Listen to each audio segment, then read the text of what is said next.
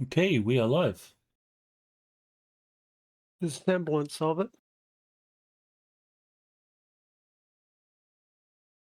Hello and welcome. I am Ronnke, your GM, and in the stream today we have Rigel Kent, Gigaman, Pendragon, Megaquai, and Nosh. Today we are playing a dungeon fantasy campaign set in our homegrown world of Palavar. We are using the very awesome GURPS system by Steve Jackson Games, and our VTT of choice is Fantasy Grounds. You can find this and past sessions on YouTube and as audio-only podcast. Links are in the video description. If you enjoy our content, please like this video and subscribe to our Twitch and YouTube channels. All right, let's begin with character business. It's been so long. I think that's the way we normally do it. Yes. So, Megaquai, do we have any character business for Danjo?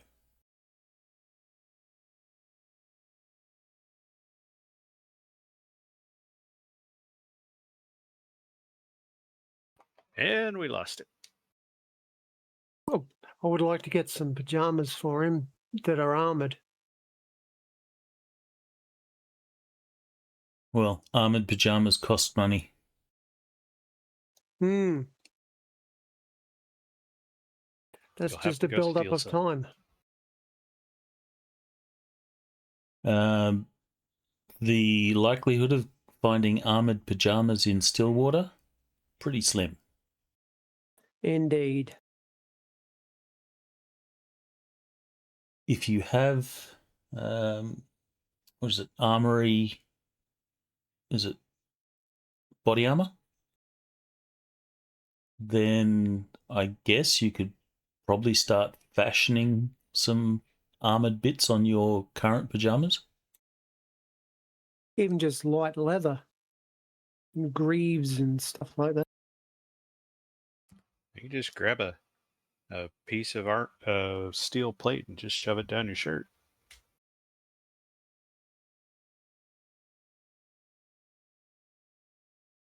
That's not very comfy, is it? You didn't say anything about comfortable. All right, so any point spending or anything like that? Nope, saving up for invisibility art. Righto. Pendragon, do we have any character business for Arari Boya?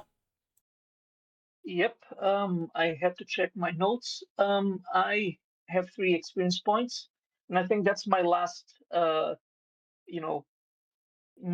change before I'm locked in. So I'm buying 2 points of night vision, so I have night vision 5 now, and I'm getting 1 point in weather sense. All right, not a problem. So yes, your character will be locked in as of now. Yep. Happy with my choices. All right, Rigel Kent, do we have any character business for Gareth? I do, actually. Following the events of the previous session, which we will hear a recap of, he may have overindulged and had weird dreams. When he wakes up, he's convinced that his goddess spoke to him in his dreams, and he has gained the healing, which is faith healing, holy, injuries only, limited use once a day, and takes extra time, times 8. But that takes my 6 points away. So I have lay on hands now, guys. How much does that heal? It depends. It is currently it's injuries only, and I can heal 2 hit points per fatigue point that I expend. Okay. It's basically minor heal, but still limited. Yeah, basically. Mm-hmm. But I'm slowly gonna be building it up. So right now it's limited use once a day. Was that 2 hit points per fatigue? 2 hit points per fatigue point I expend, yeah.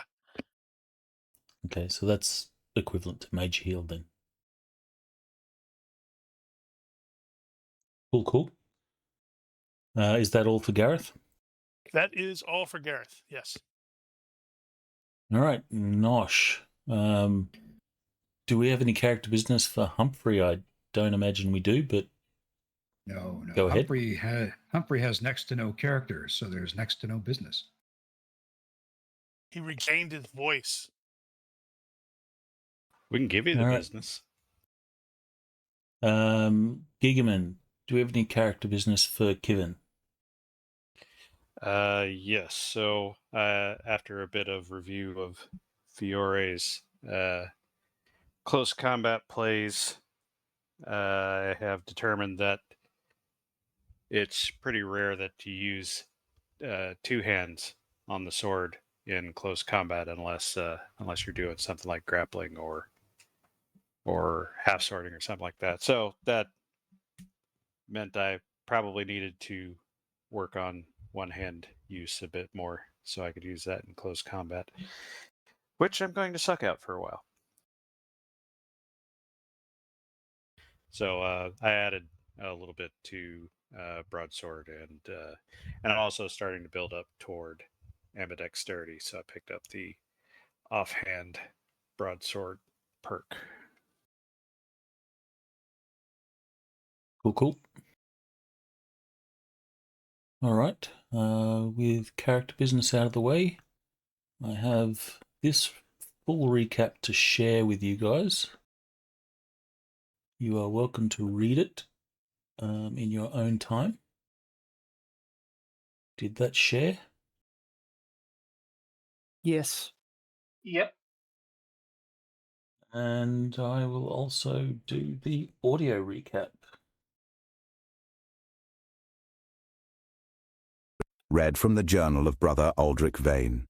Mission to Westwatch. High Day, the 56th day of dawn rise, in the 286th year of the Crown. We broke camp upon the western road, beneath the lingering weight of the previous night's violence. Master Gareth again performed his dawn devotions to a Jalea, whose rites remain unfamiliar to me, and I confess I watched with rather more interest than good manners might permit. Master Danjo likewise offered a portion of his breakfast to the fire, in gratitude to the kami that had guarded us. He described these beings as spirits inhabiting the world about us, though he claims no great learning in the matter. There is much worth recording in the devotions of foreign peoples. Sometimes the shape of another's faith reveals something unexpected about one's own. Before departing, we raised a cairn for the hollow men who fell during the attack. Sister Maren led us in prayer, and I placed one of our candles upon the stones. We knew none of their names, and so could offer no proper rites of remembrance, yet namelessness should not condemn a soul to being forgotten. Master Crowell lingered after the others had gone, and made his own small observance with ale. I did not intrude. We travelled westward thereafter, Master Auroriboya ranging ahead under Deacon Brennan's watchful instruction, and made a quiet camp some hours short of Stillwater. For once the night passed without bloodshed. Stillwater greeted us the following day with a kindness that seemed almost extravagant after the road. Villagers brought bread, food, and small coins for the order, asking little in return beyond blessings and the assurance that some portion would reach those in need. We were granted the evening to rest and provision ourselves before continuing west, for Sister Maren reminded us that Stillwater is the last truly civilized place we may see for several days. The others scattered among smiths, trappers, merchants, and herb gardens, while novice Petra delivered the villagers' offerings to Brother Edwin Marsh at the local temple. Edwin's lack of candles is troubling in its small way. Requested supplies have apparently failed to arrive, another sign that the western roads are becoming less dependable. More curious was the discovery of a shuttered warehouse belonging to Vethran Mercantile. Its mark resembles the device upon the signet ring already in our possession. Several of our companions independently noticed the building, which provided some amusement to a poor apple seller obliged to answer the same questions repeatedly. We learned later that the concern belonged to Lord Caro Vethran of Ashford, and that its dwarven factor Brogan departed westward after the business closed. The matter deserves attention, though Deacon Brennan wisely forbade Master Crowell's first instinct of entering the premises without permission. There is investigation, and then there is burglary. Even curiosity ought occasionally to remember the distinction. The inn's long table proved a welcome ending to the day. Travellers were required to offer coin, news, or a tale, and in return, Stillwater provided food, drink, and an audience generous enough to forgive almost any storyteller. Master Crowell gave us a mercenary's tale. Deacon Brennan surprised everyone with an account of an unusually clever mule. Master Araraboya spoke beautifully of a time when his people understood the speech of rivers, beasts, and trees. And Master Danjo told of Mamataro, a hero born, quite insistently according to him, from a giant peach. Master Gareth attempted to recount the revelation of Agelia he experienced at Eastwatch 4 years ago. The telling wandered somewhat, but I suspect the experience itself was no less sincere for his difficulty describing it. I contributed what entertainment I could, and found Stillwater an unusually pleasant audience. The evening became livelier still when Gareth accepted a wrestling challenge from Mella Harrow, the village cooper and undefeated champion. Against considerable enthusiasm from the crowd, and one tactical kiss from Mistress Harrow, he prevailed and was awarded a carved wooden fish known as the Great Stillwater Leviathan. Later, at Deacon Brennan's request, Gareth wrote a letter to the parents of Brother Osric, setting down the truth of the young man's final courage near Galvin. Frightened though he was, Osric returned for Petra and died protecting her. It was a sober end to an otherwise cheerful night. Shortly afterward, Petra herself slipped away and was found by Masters Danjo and Arariboya watching fireflies beside a pond, marveling at creatures she had never seen before. When they returned, she asked whether it was right to keep secrets from one's friends. I did not hear the question myself, but I have recorded it here because such questions, however quietly spoken, have a habit of proving more important than anyone realizes at the time. Okay. Who told him? That was supposed to be a secret. Well, clearly someone did at some point in time. He has magic glasses that lets him eavesdrop.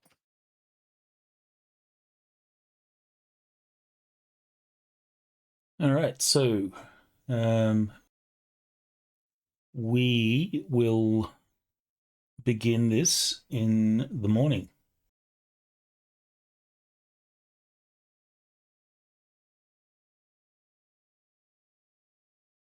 So depending on how much you drank during the night will determine the level of your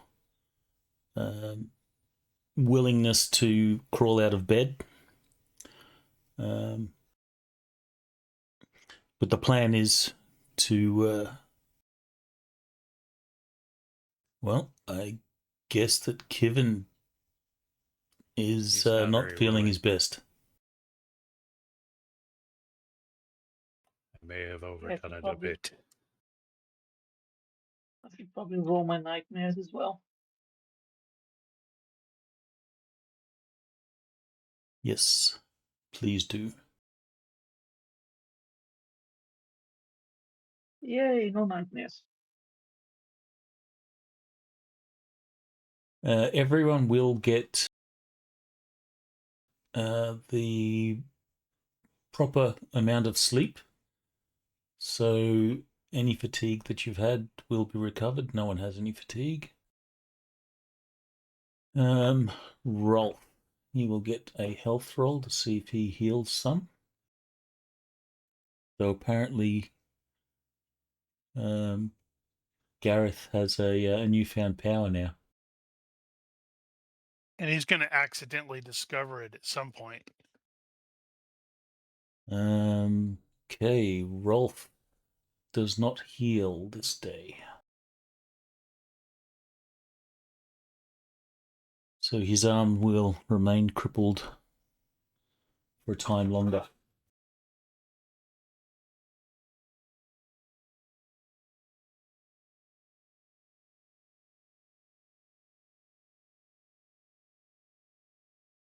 So those of you that do wake up and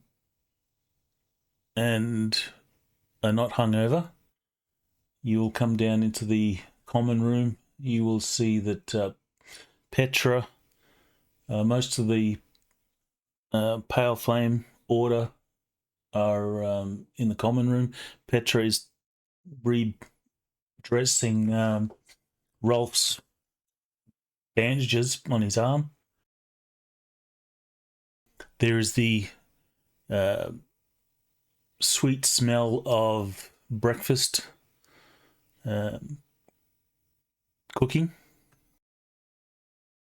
and you will all help yourself. When after a time it has become apparent that Kivin has not stirred, Rolf will say, who's he going to pick?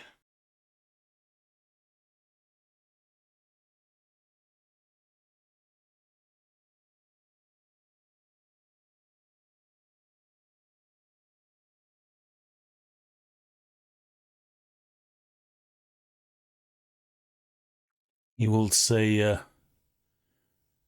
Gareth, can you go fetch Kivin? We should be on the road as soon as we can today. Absolutely. Let me go splash him with some water. I sure hope that isn't his, chamber pot. Well, there is conveniently a bucket of water beside the bar.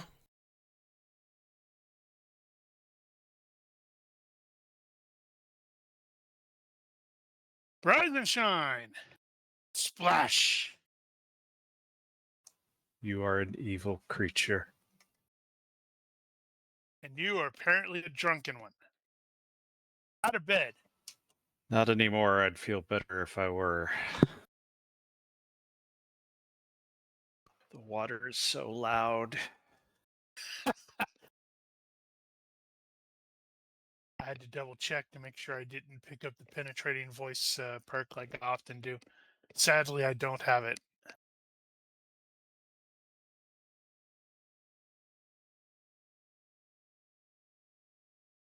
What level of hungover is Kevin going to be? I'll leave that up to you. What penalties? Levels? Yes. You're at... I don't remember that. Let me see. Hangover. I think it's...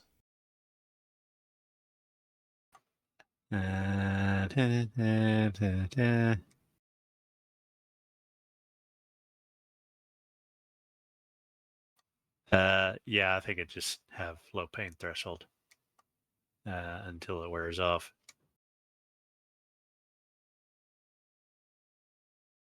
I think although there's also a number of hours. Yeah. Yeah, it'll be a while.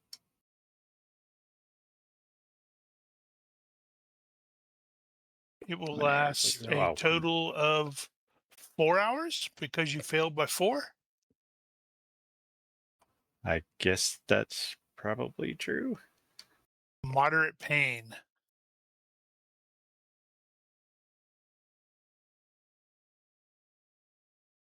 So Rolf will say, glad you could join us, Kevin. Help yourself to a meal. We look at these need to be on the road early. I suspect Kevin probably has a well drilled hangover remedy from the unit, and it's probably bizarre.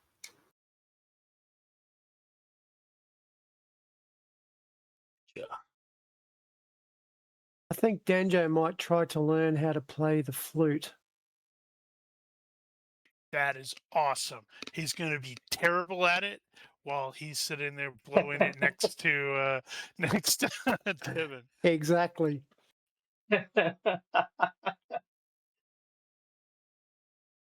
Maybe I should learn the drums at the same time. Did that share? Yep. It's my fish So- statue.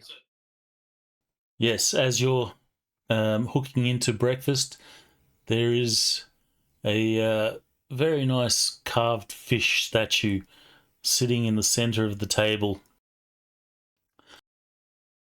I don't know how proudly Gareth is displaying it, but it's sitting there nonetheless.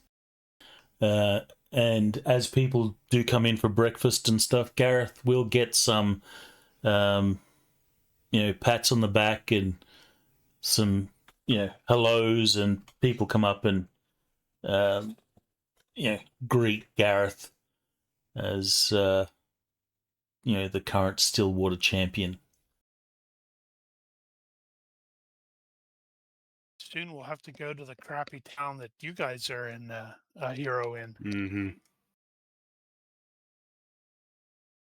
Maybe they'll get a song.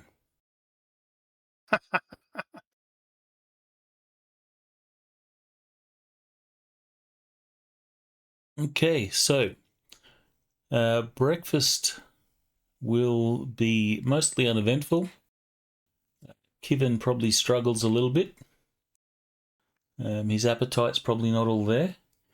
Is there any plans that your characters would like to take care of prior to leaving? And Yeah, I think since it was brought up offline that you guys are actually the scouts and guides, so it is something of your job to be planning the safe travel to Westwatch. I want to actually go and buy a flute. Do you have money? I'm just checking that now. We did get some cash last time. Yes, got 34.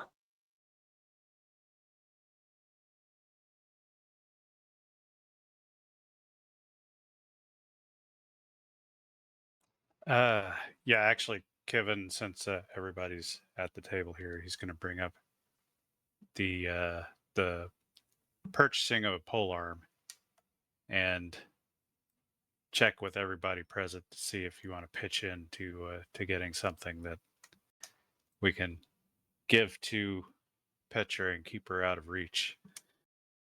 well, I did buy a quarterstaff. Yeah, I can chip in. You So plan to ultimately, give it was going to Petra be a polearm? 50. Do it. You plan to give Petra a polearm? That was the idea. Yeah. Is there not a minimum strength on that one?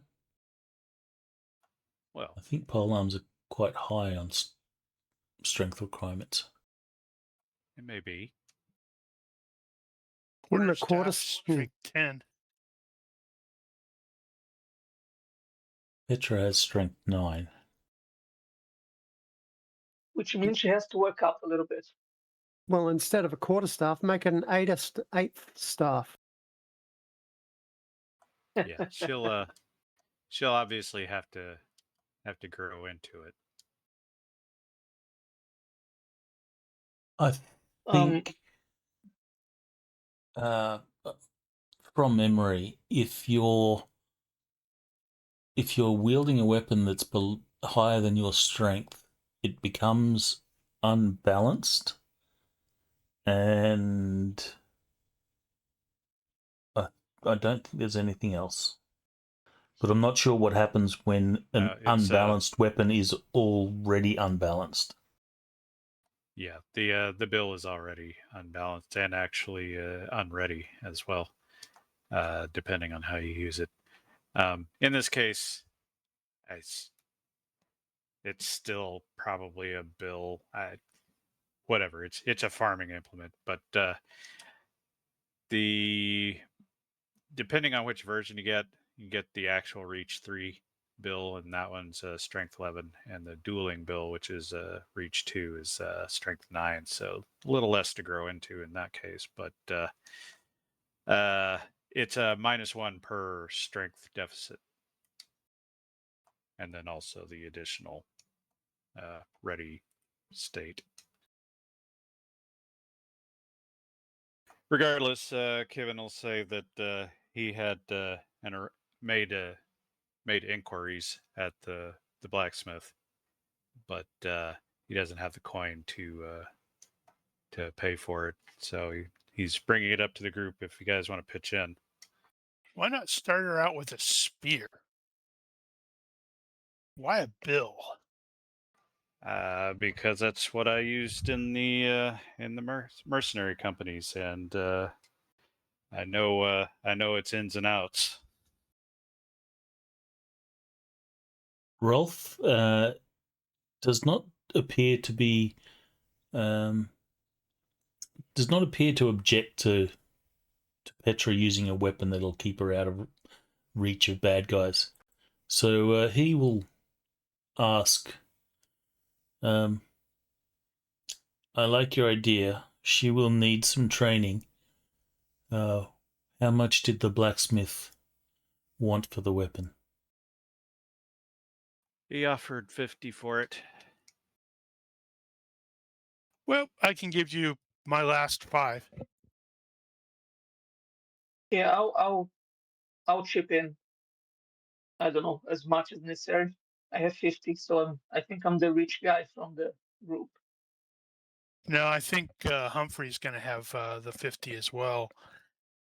He was just super Ooh. quiet. Yeah, sorry, I was just swapping out my hearing devices. What did I miss? Everything. So Sister Marin will say, if this is something that will help with our protection and you recommend it, then I will cover the cost of the what did you call it? Bill. Very well. She's got the bill for the bill. Honestly, I'd like to get a whole bundle of them, but one will have to do for now, I suppose. It's been more than a few years since I've used a polearm. It's been at least 1 or 2 for me as well. You see sort of Petra's looking back and forth at everyone, sort of speaking. She says, does that mean I won't be training with the sword anymore? Oh no, you'll need to train for that in case they get past the polearm.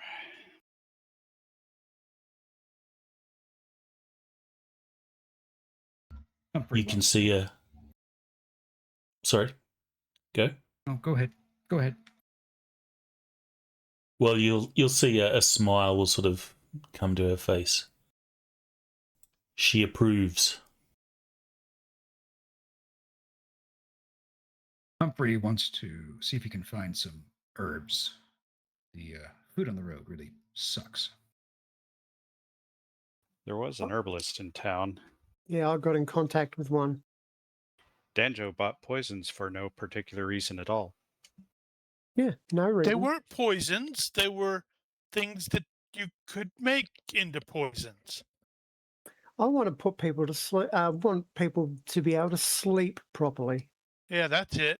Just wants to help. He's looking out for Ari, who, he's noticed he has nightmares. Voluntarily or otherwise. I feel really bad that you toss and turn. Here, sniff this. Tell me, does this cloth smell like chloroform? So Sister Marin will open her purse and rummage through it, grab a quantity of coin, totaling the 50 that you asked. She will then give that to Kevin, and she says, go visit the blacksmith. Get this weapon if you feel that's what we need. I am presuming that that they have a map of the area. The guys were escorting. Yes, they have a map. You know, the quality of the map is fair.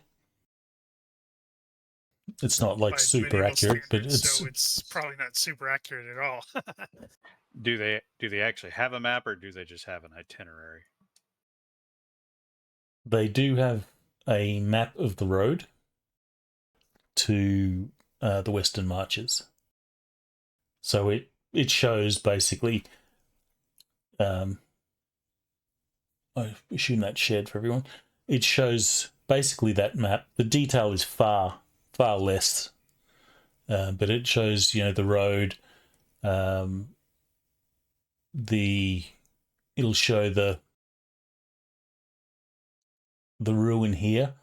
Also includes a marking there for a well, and of course it shows the location of the mountain range or ranges. So based on our previous experience, how much distance are we able to cover in a day?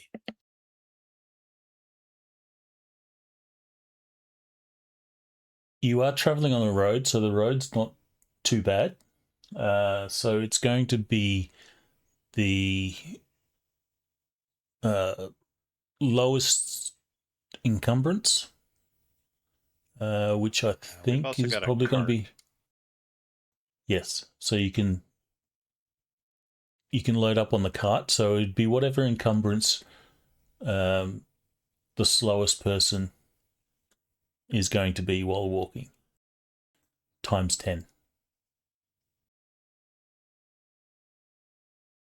That may be me. Well, so you're probably going to be able to put off some of your encumbrance onto the cart itself. Yeah. Although we don't know how big the cart is or how much it holds, but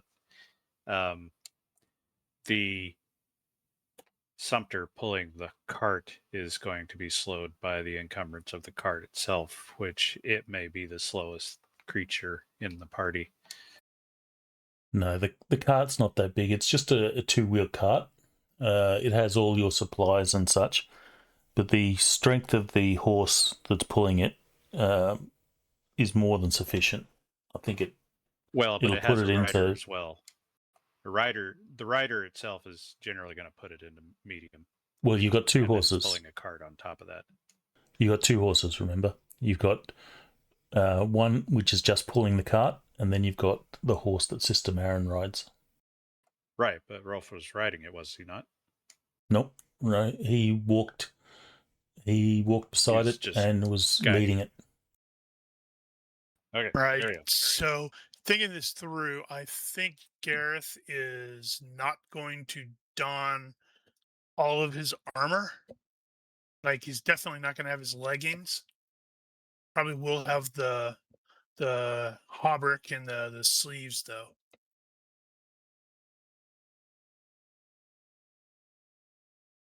So That'll that would put me into light, which is move of 5.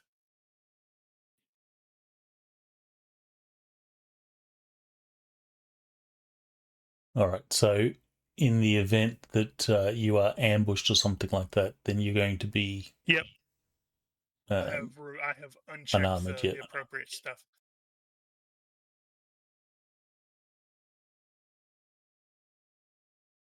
It'll be fine. I'm certain I won't get my legs chopped off. Okay. I want to try and make sure I can get that flute before we leave town. You may have to carve your own. If I have to, I will. But I'm going to try and learn how to play the flute without spending any points in it. Well, that's 200 hours of 400 Pain. hours. 400 hours of ear-piercing noise. You might not survive 400 hours. I bet no one's going to like this more than Humphrey. Absolutely. Well, does Humphrey have teaching? Maybe he can teach him. Humphrey definitely does not have teaching. That'd be funny. No, no, no, you're doing it wrong.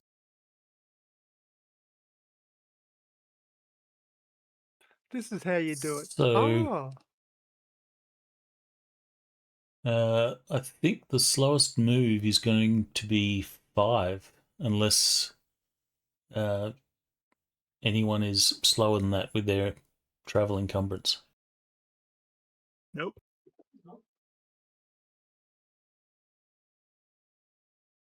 Got my backpack and my freaking male leggings in the cart and everything else, so that puts me at 5. All right, so that will mean you can do 50 miles a day, assuming good weather, and we'll probably roll that right now.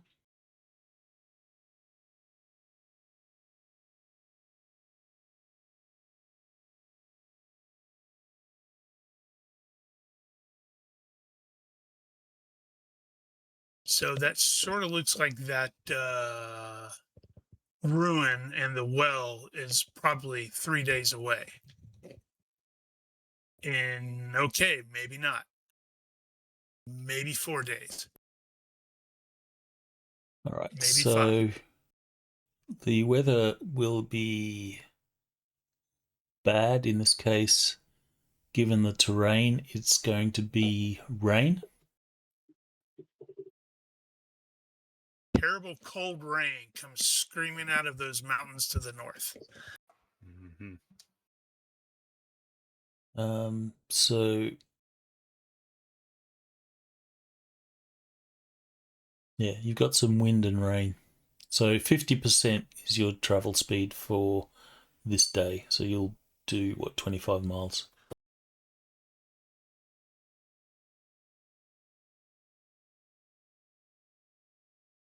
So On the anyone bright with side, anyone with weather sense, you are welcome to make a I roll. do have weather sense. Good. Excellent. Yeah. Success So by as 2. you guys are sitting around the breakfast table, planning the day, Ari, you would have gone outside and checked the weather, and you believe that before the day's out, the weather's going to turn against you. It smells like rain.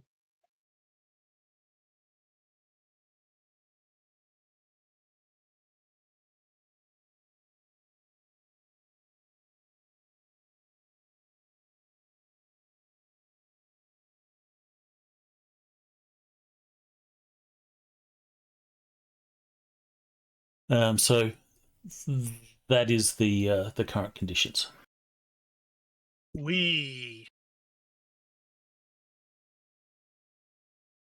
Right.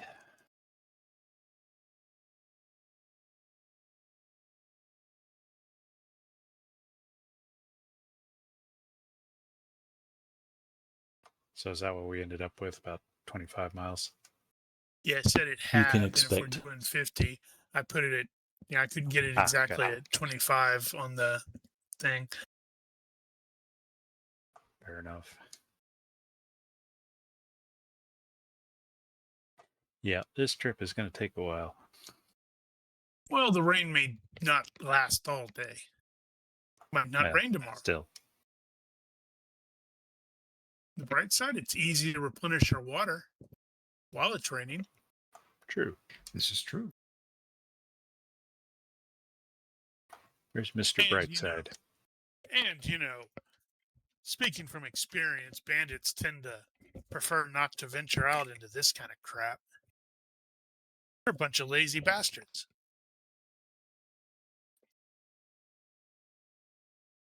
I can't say anything about the Hollow Men, though. Yeah, they don't mind In fact, it's very cinematic for them to attack in the rain. So, chances are that could happen. Mm-hmm. All right, so you expect 25 miles travel this day. Your map is very limited, so you don't know if you're going to have access to water or whatever where you'll get to. But you can load up the cart. Is there any other particular planning that you guys would like to do for that day?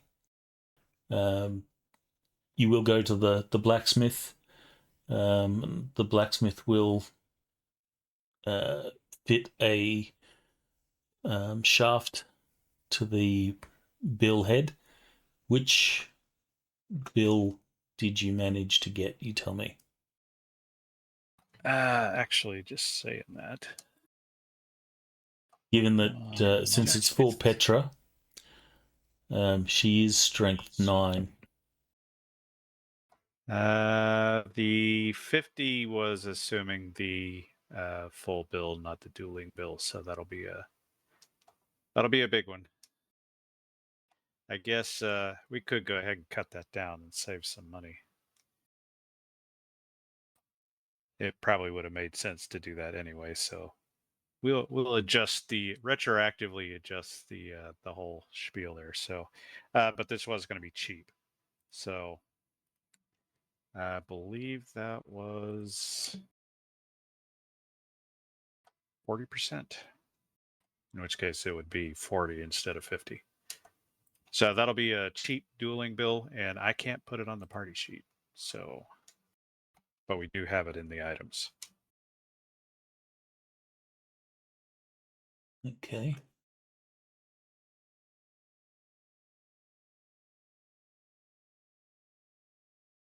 Okay. There you go. So we'll just have to remember it's cheap.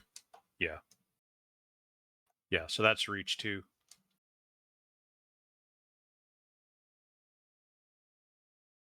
Okay. Oh, what's this and assignment? Outside of that, do it.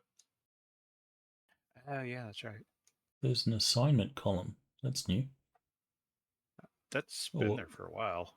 We Has just it? haven't used it much. Yeah, I think it's been there for a while. Could probably go Okay. ahead and put Petra on there as an assignment, even though I don't think I've ever anybody seen could that use it. before.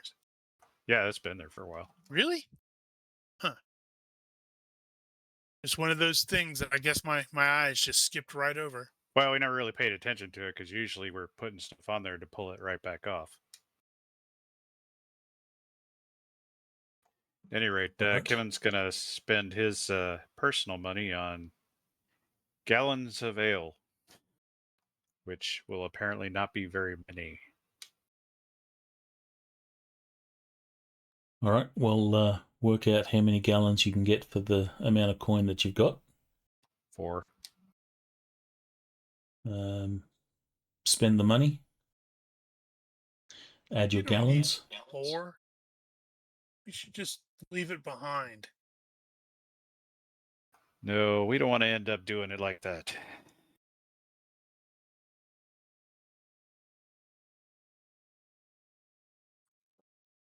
Add this to Petra's character sheet. Ha! Whistle. $5. I'm buying a whistle. Me too. Apparently, in Dungeon Fantasy 1, they have a woodwind, which is a bamboo flute, tin whistle, or similar. $40.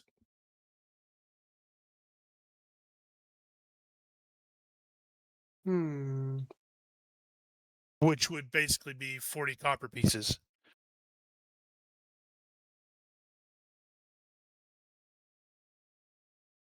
Okay.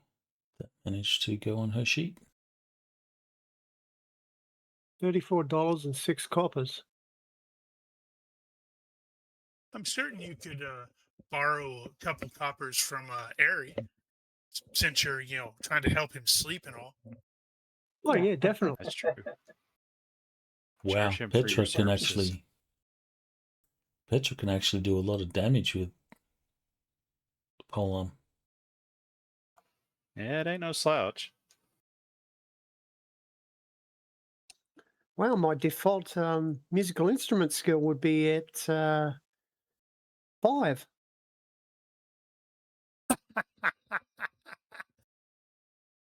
Now you got me wondering what mine's going to be. Uh-huh. You'd be getting someone continually saying, please learn how to play that. Or more accurately, please just stop. Please. I will pay you money to stop. If anything, it'll be Humphrey that'll be the most vocal about it, I because think so. he can actually play. I'm not sure how much your flute's going to cost. I don't know if it's in the basic set at all. It's But if in it is, Dungeon Fantasy 1, page Okay. 24, Woodwind, $40, £1. That's a heavy flute. Is that panpipes or is that... Bamboo, flute, tin whistle, or similar. so It's a deduct the kazoo. money, add it to your sheet for the purpose of weight and stuff, or to now your I'm almost inventory. skint. Note, I also purchased a signal whistle.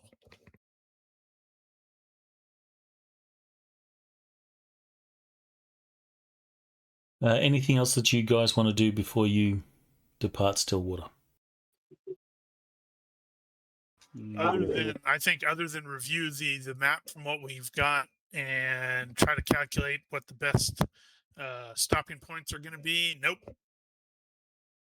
I have cartography, so I might be able to do that. If you have the appropriate instruments, you could actually update your map as you go. Ooh, I don't have the instruments. I'm poor. Well, just looking at what we have, there's going to be exactly fuck all for multiple weeks.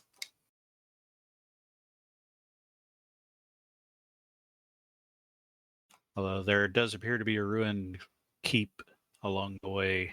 And it's marked to having a well there. 3 days is optimum there, but it's going to take longer. Wow, you suddenly got loud. Did I? Yeah, for me. You're back to normal volume now.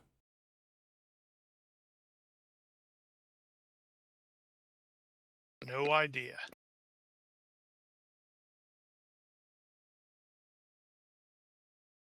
All right, so I'll assume nothing more that you want to do at Stillwater? Nope. Brandish my fish statue as we leave so everybody sees it. Promise to return. You can mount it on the corner post of the cart. All right, and Humphrey, you are able to secure some herbs for cooking, I'm assuming. That's it. This cost is, of course, covered by the order, so it will just add to the general supplies.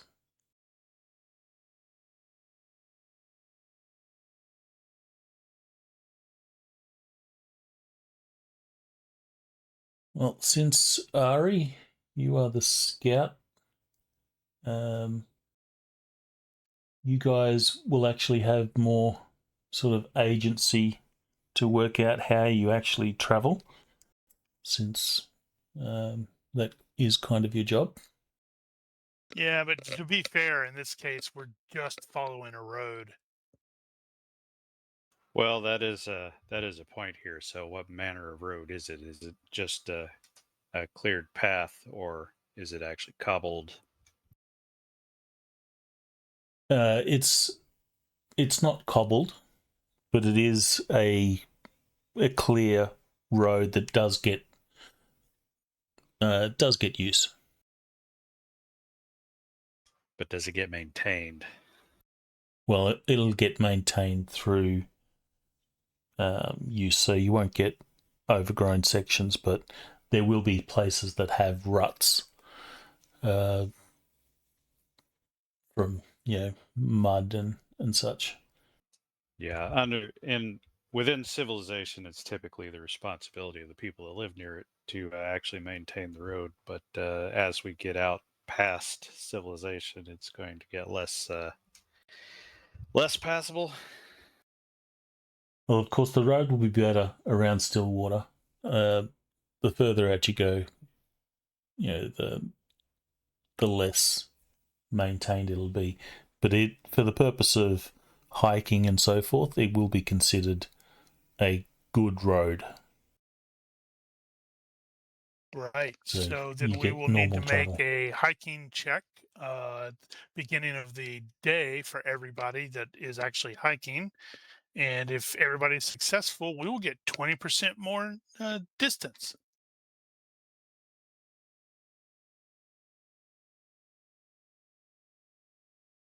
God I help don't us. know if you could group hiking. I think it specifically says everybody has to roll in that case.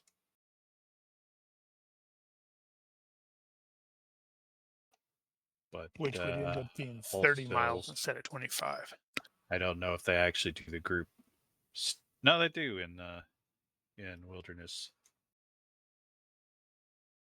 Yeah, so I would think that the expectation is that everybody rolls.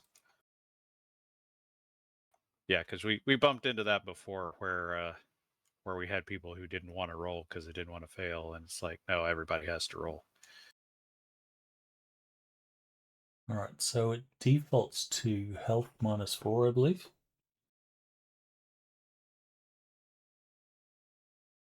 I take it we don't have a cart and Humphrey is not on the cart? There is a cart, but Humphrey is not on the cart. This is going to be fun. The Yep. only person that really gets to sit on the cart is Petra, mainly because she's little. And Humphrey is not little. Kevin is going to insist that she walks at least most of the time and carries that pole at the ready. All right, then do you have leadership or something that you can influence? Absolutely not. Influence her in some way? I have age and cantankerousness. And big fists. Don't want to hit the girl. Humphrey's got fast talk.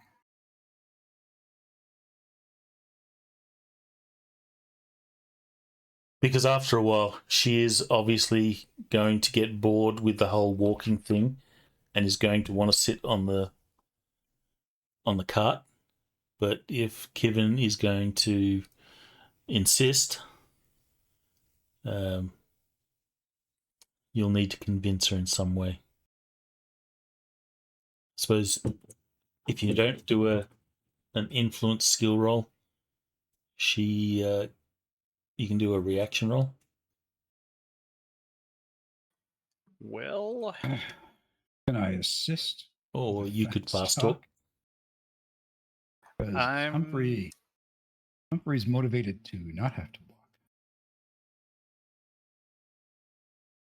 Well, unfortunately, Humphrey's going to have to walk. Cart's not big enough to hold him. It's a cart. It's not a wagon. Come on, it's like a fat cat in a box. There's stuff in the cart already. That doesn't like stop food. a cat. All the more reason for Humphrey to go in the cart. Nope. He's got to chase the cart. This is going to be fun. I don't think Kevin's sense of duty has really come up yet, so I won't include that. But here's the reaction. Hey, that could be worse. Maybe he gets a bonus because she likes him. She will obviously object through the course of the day. She'll say, but I'm so tired. My legs are Oh, tired. Can I inevitably. sit on the cart? This pole is heavy. Nope. And the whole time he'll be telling her stories about Mercenary Company and all the times you get trained to use the bill and you have to carry it like this. And every now and then you'll just catch Rolf, sort of quietly giggling to himself or he's quite amused by the drilling that Petra gets. Phrasing.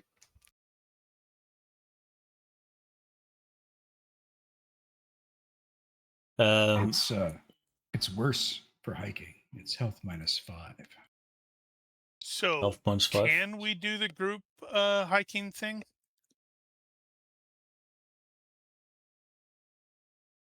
Well, in that case, Petra will be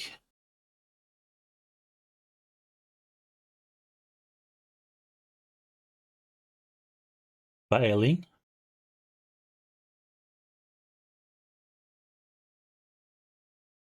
I'm fine. I'm not. I'm absolutely screwed by this. Let's see. Right. That means we lose 10%. Boy, I was supposed to be a professional walker. Yes, but I'm more of a hunter. I don't walk too much, you know. There's a subtle difference between stalking and walking. Yeah, I was going to say that talk. To keep everyone's spirits up, I might be playing my flute. I don't think it's going to work like that. Give us a I default guess roll. people will move fast. I don't think there is a default role for a musical instrument. It's an IQ -6. Where Yeah, I are don't you see why there seeing wouldn't be. that?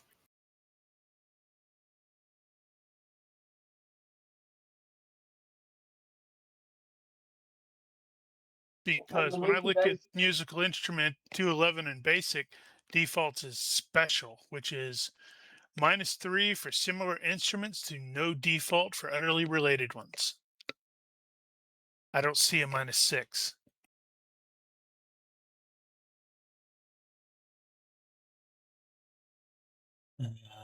Let's see this one.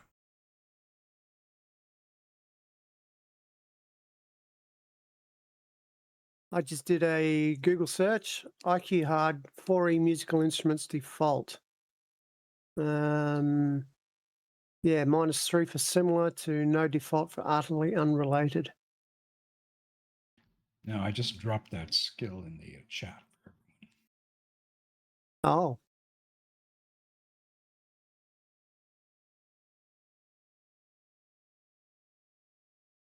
Did Humphrey want to do that fast talk roll as well? Yeah, I think so. I should at least try to succeed at something. What are you trying to do? Oh, fast talker into getting off the cart. Haul ass with that pole arm. did I raise anybody's spirits? No. Maybe some maybe some hollow ones, hollow men. Yes, you summoned them. I don't know if you guys remember that guy playing very badly the Titanic theme song in a flute. That's basically danger right now.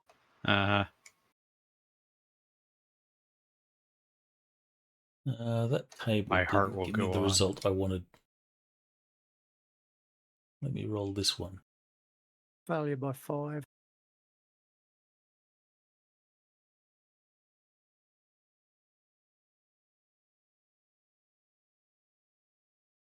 Interesting positive. Remember, you got to ask the question first. I was prompting myself for something interesting. Well, in this case, the playing of the instrument very badly will result in something interesting, in a positive sense resulting. I'm open to ideas. He scares everything away within a mile. Everything. My suggestion is some birds drop dead and you have extra food.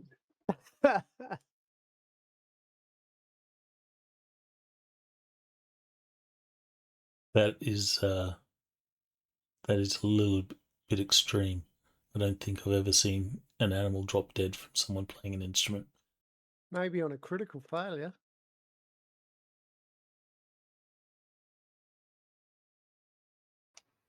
No, it's probably not out of the question that the noises attract animal attention somehow in a amusing manner.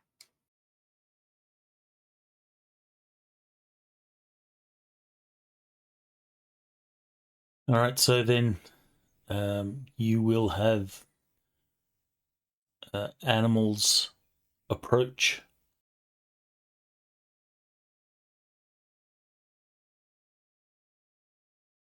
And they will. Well, I'll help him.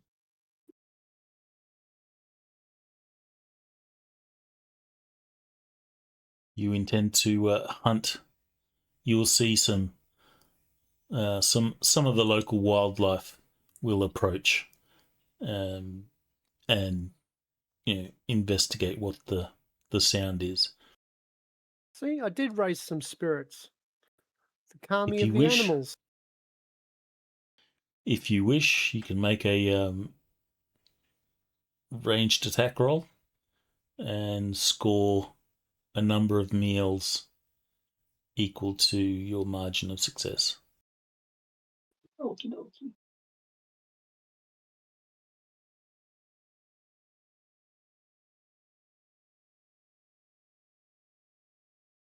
Success by Ooh. 11. All right, so you'll get Well, something substantial. Got no problem shooting things. Well, we've still got Yep. I don't know how many pounds of venison. I guess you can start selling.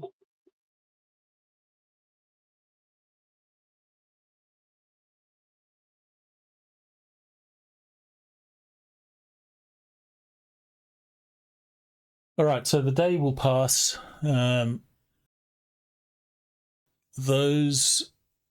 Your margins of success or failure on your hiking will determine the amount of fatigue that you suffer during the day.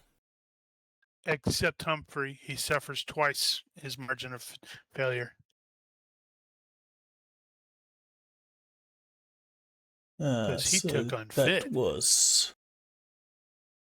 That was a bold choice, by the way, Nosh. Absolutely.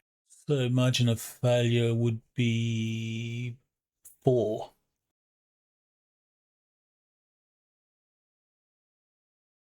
So everyone update your fatigues.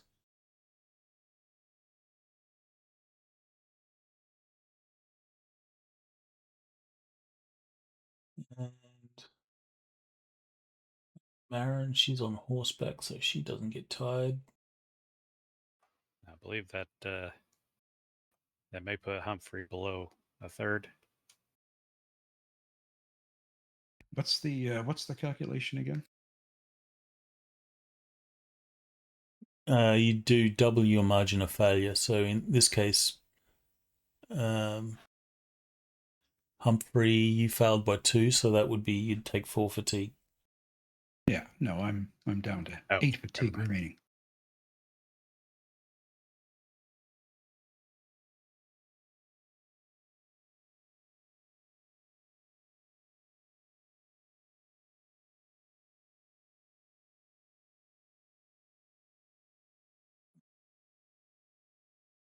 The success from Rolf.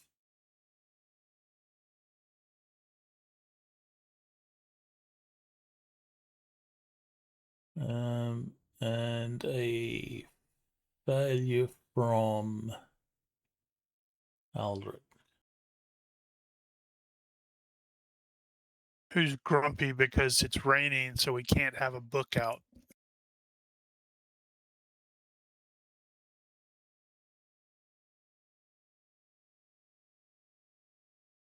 Okay. The last thing to do is sort out your camp for the night. The day will pass with mostly nothing interesting happening except the animals turning up. I'll get a survival planes from Arariboya. Sure. I think it defaults by -3, right? Let me have a look. Other survival -3, yes. Okay.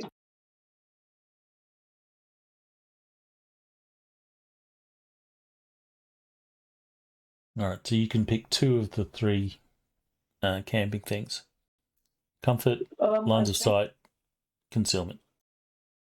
I think I'll Yeah, get if you- comfort and concealment. Sorry, Rigel. No, go ahead. Oh, No. You have a you're at a further -1 penalty due to the weather, but that's still a success. So yeah. Do you have a suggestion, Rigel? No, I was just going to say, if we didn't pick comfort, half of you guys would be useless tomorrow. Oh yeah, no, absolutely not. So comfort, and I'd say concealment, but definitely comfort. Well, that's a conversation we haven't actually had here. So, do we want to stay out of sight, or do we want to see them coming? Assuming somebody's coming. Yeah. Now, at That's this a good point, point. it feels less like we're going to be followed. But at this point, if we stay near the road, obviously we'll be able to see anybody coming down the road. But that's also more well traveled, so you're more likely to run into somebody there. Or are we trying to keep out of sight? A good point. What's the benefit of the comfort? You can actually recover the fatigue you lost.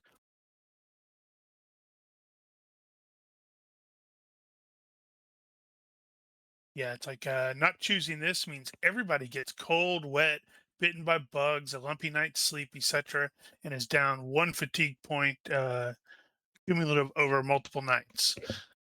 So you would recover all but 1, and if you did that again next to the following night, you would be down by 2. Gotcha.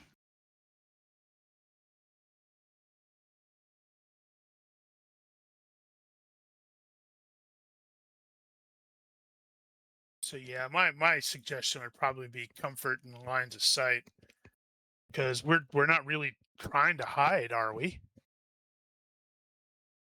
Yeah, that was kind of my thinking. Is I don't know that we are trying to hide at this point. Yeah, I don't have a strong opinion. So yeah, we can go for a line of sight if everyone else is okay with it. Done. All right. that choice kind of defaults,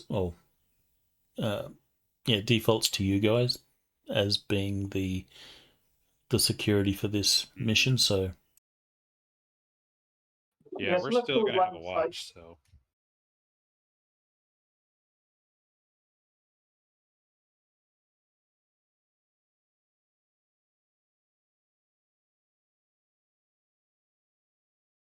all right, so you pick comfort and lines of sight. Yep. we're going to establish that as SOP. I would suggest that, unless otherwise specified, where it's like if we are actively trying to avoid detection, then we swap out the lines of sight. Okay. Understood.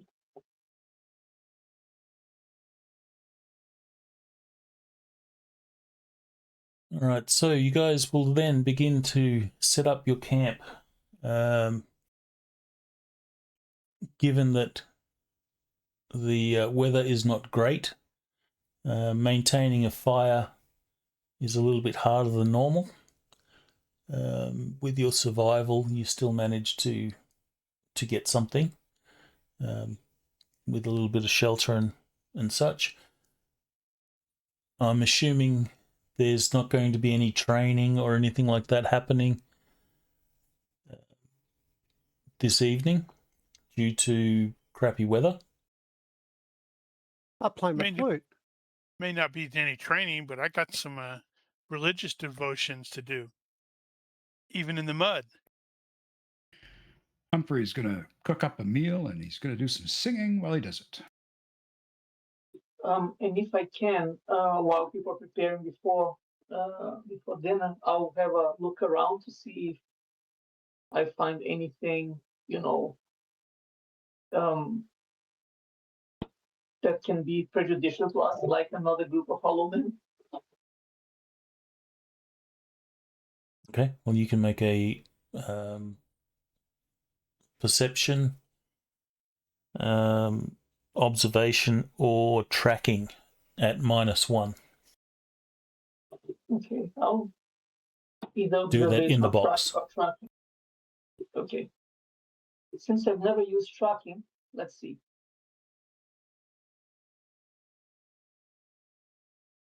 No, I guess you haven't yet, have you? Nope. First time. Let's see how lucky that was.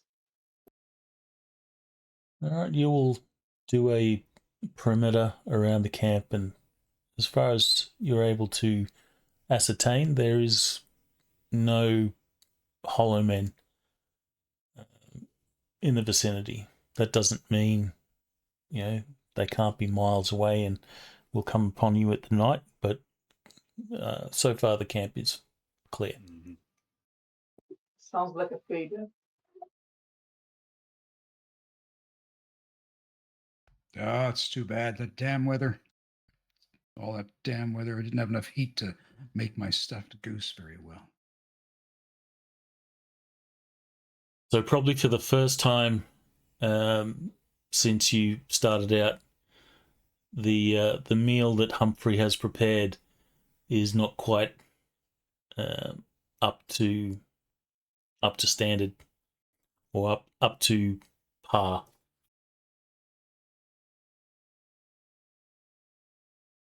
However, I sing a merry song all the time, all the same.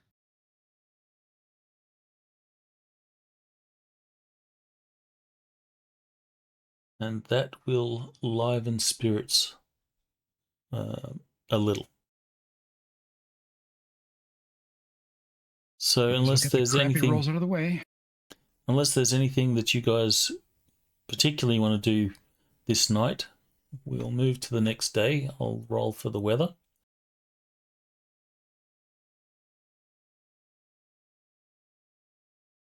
I need to get you a lot further from town before I can start killing you.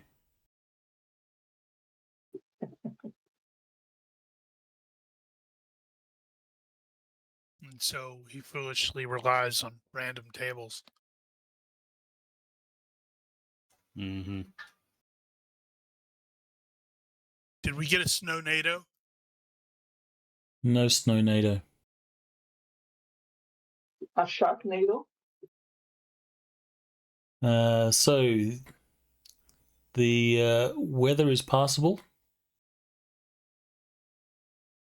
There is no effect on your travel today. So I guess the road is a little bit damp from the previous day's rain, but today is much better.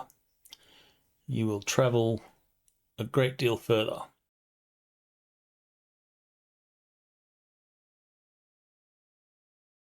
I will get the hiking rolls from everyone, please, with the appropriate penalties.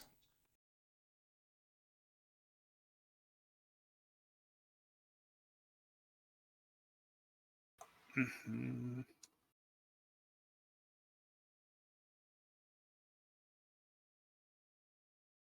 Oh, and Rolf will attempt to heal.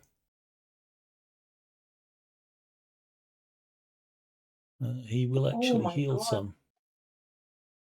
I think I'll use my luck because they refuse to have a failure by 9. Well, Wow.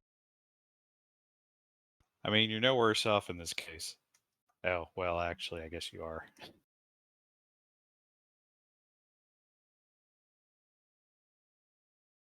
Yeah, good thing you're not on foot. You'd probably be dead. Yeah. I guess I'll take the failure by 5.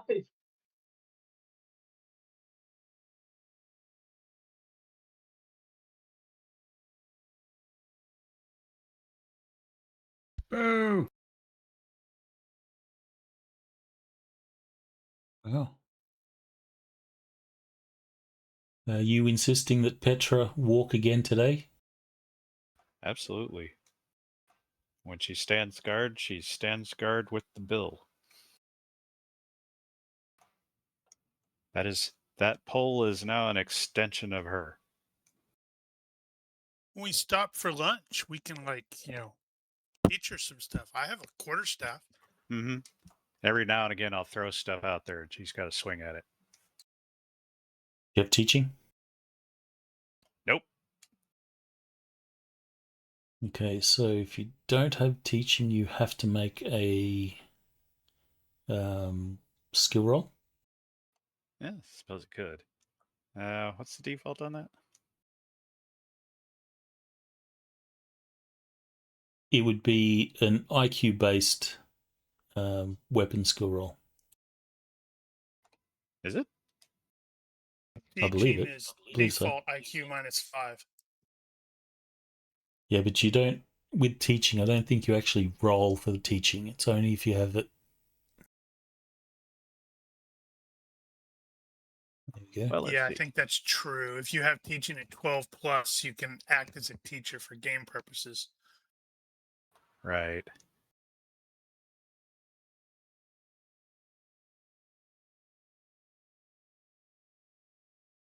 Hmm. Well, I tell you what, we will.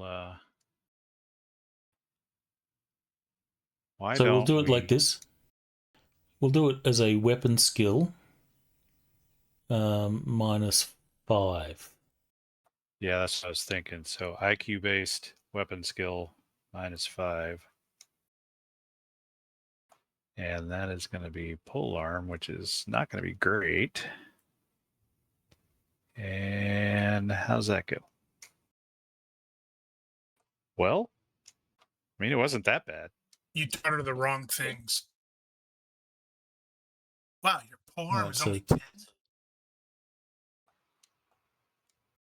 Is it really only 10? That was IQ based. So in this case, she would right. be rolling on her dex, I guess.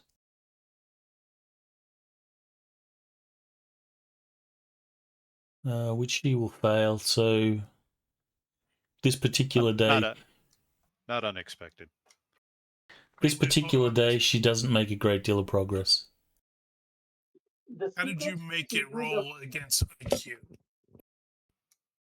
I used the You- usual thing. You drag and drop it onto your attribute. Did that work? That did work. Okay. Did you not know that? I did, but I haven't used it in forever, so carry on. I was trying to see if Gareth actually caught on to what Kevin was doing wrong, but apparently Oh, not. right. All right, so I'll need another survival roll to find a camp. This time you're at no penalties except for the -3 default. Standard one. Oof, barely. Okay. All right, so I guess you're choosing the same two. So everyone will be able to recover their fatigue during the night.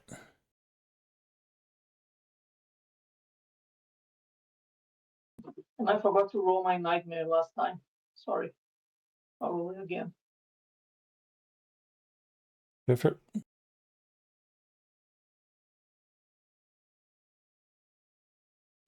success. This doesn't look wet enough. Ha ha! Now, the stuffed rabbit with herb came out just perfectly. It's those herbs that you picked up from the herbalist. Excellent. That means we need to, sing songs and stuff.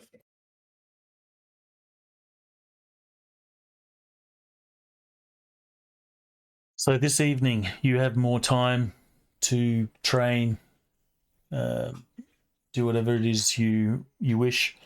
Petra will do some training with the polearm. She gets frustrated, and she gets frustrated quite easy, and will complain and say, "I'd rather train with a sword. Can we do sword training instead?"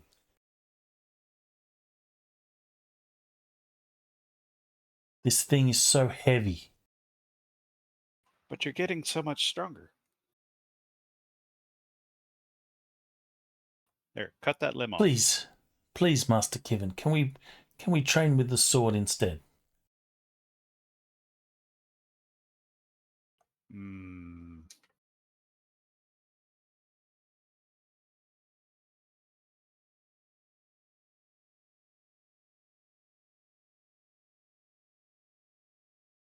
Rolf will be sitting across the camp, just watching with amusement.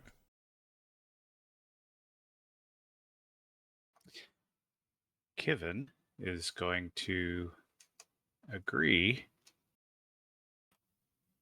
And Kevin will use the polearm.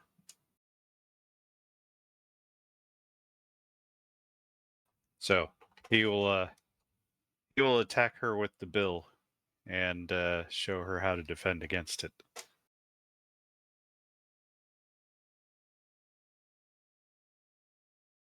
All while pointing out, as Master Ireo would have, how the two use the same techniques.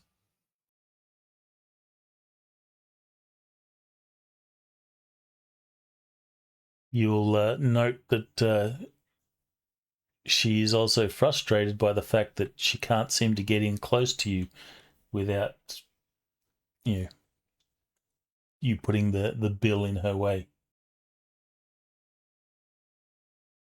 And she'll make comments like, how am I supposed to hit you if I can't reach you with this thing? This is not fair. That's the point.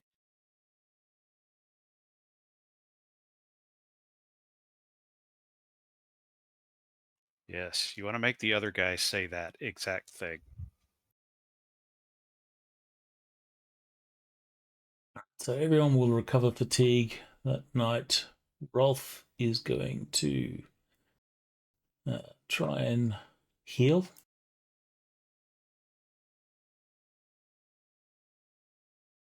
Which he does. Yay! Rolf now has use of his arm.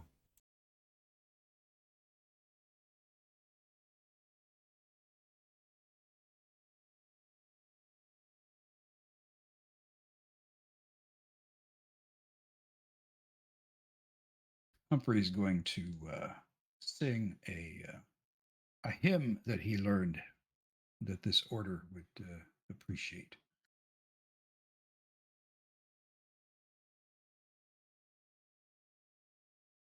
Make a roll.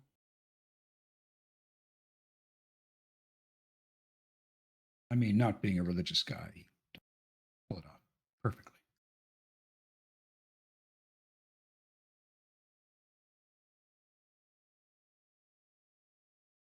And his feet are really bugging him. Yeah, he would have some blisters and stuff. And possible diabetes. Possible. Gout. Speaking of diabetes, Humphrey suddenly starts snacking on an Eclair. No, now it's officially in can in Eau Claire. Totally. I mean, There's nothing better after a long day of torturous walking than eating one of these. And having a hypo.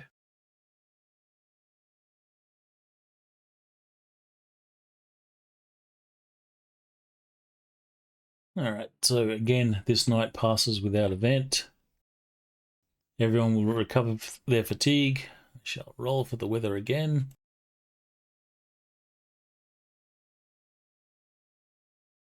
The weather is passable, so you will get a full normal day's travel.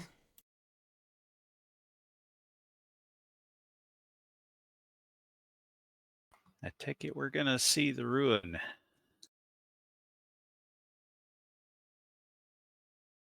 Possibly. Toward the end of the day, maybe. There's also a cave on the right that might be interesting. Because realistically, we're not going to get 50 miles today. I will get your hiking rolls.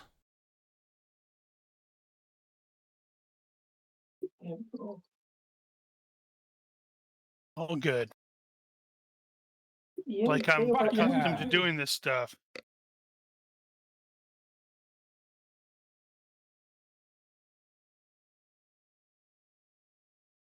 I made it. I got a critical success. Humphrey has suddenly become buff. It's definitely clear. No, he's just in the zone.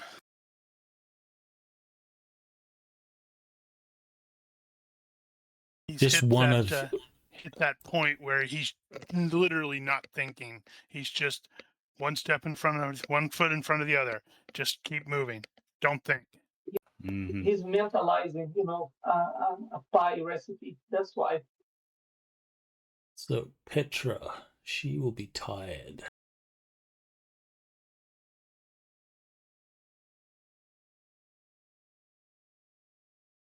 I'm definitely Right. hiking after this. Has everyone else done their rolls and applied the appropriate fatigue penalties? Yep. Really? Very happy. Only 3. So no one's tired. Maybe I'll have to make you walk another day. Gareth and Kivin are actually trained in doing this.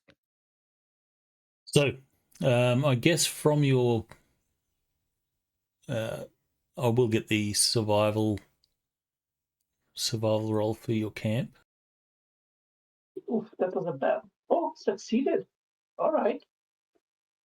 So you get the same 2 that you've always been getting. So after the night, you will recover all your fatigues.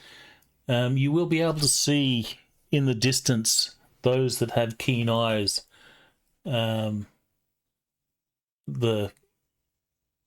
location of the ruins. It's still it's almost a day's hike from the road, but you can see the ruin. I'm going to suggest to Rolf. Maybe it's a good idea we approach carefully. Maybe I don't know, might be worth doing this stealthily. Well, if nothing else, we at least find out what do we know about this ruin. Mm-hmm. Good point. Because on the map it was marked that had a legitimate what was it, a well. So we may want to briefly deviate to replenish our water. Well, let's see what we'll do a roll on the table to see what your water situation is like.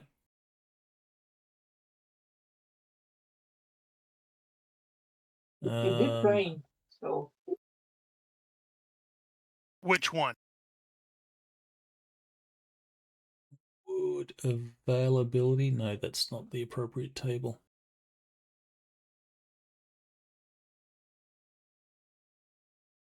Positive. Positive, negative?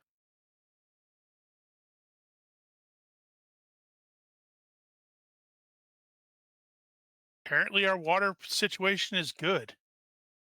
So you do have enough water, given the rain. Right. Then Well, you do have follow water, up to but you still probably have what, 3-4 days, well, maybe 3 days, 2-3 days travel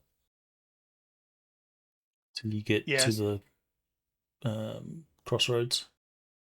Yeah, so we'll probably then check with Brother Vane, since he's the most likely to know about what do we know about this this ruin, and the fact that there's a really cool big cave nearby.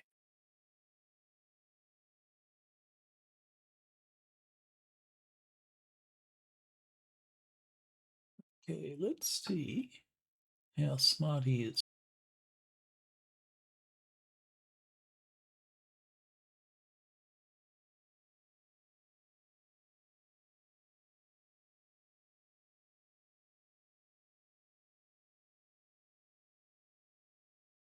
Okay, so the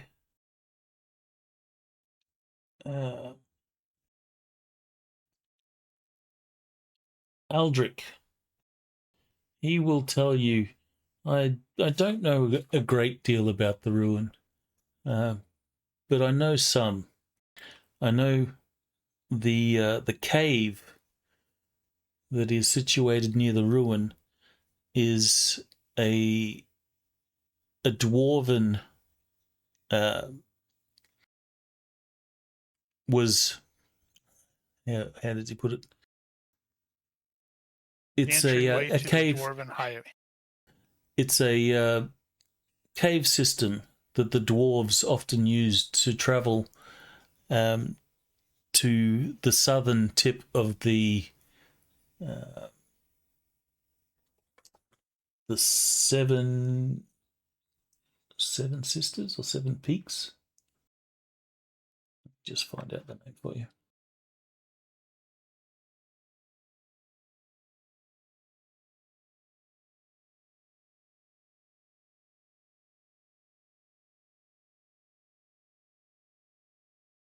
Actually, I'll look that up later.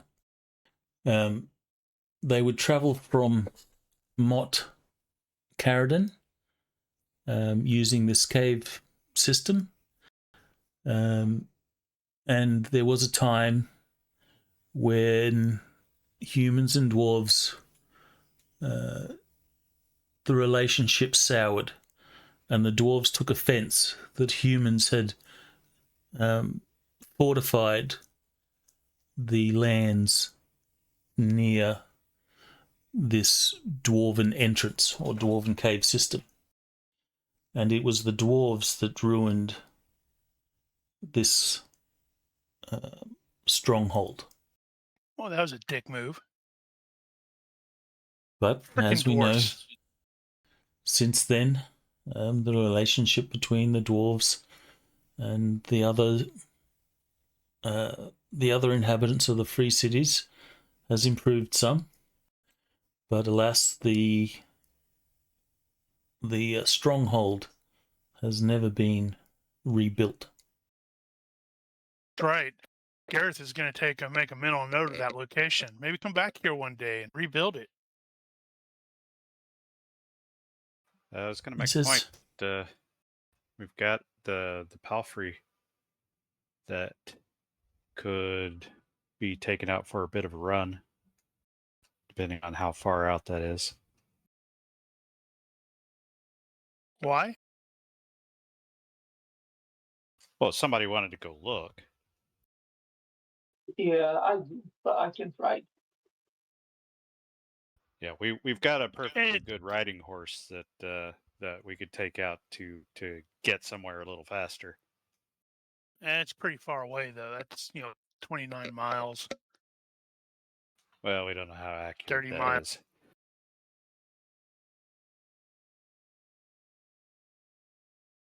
That would be the next question. How accurate is that map as far as that goes? Good enough to use it for distance. So if you park the pointer on the road and then draw it to the stronghold. It's near enough.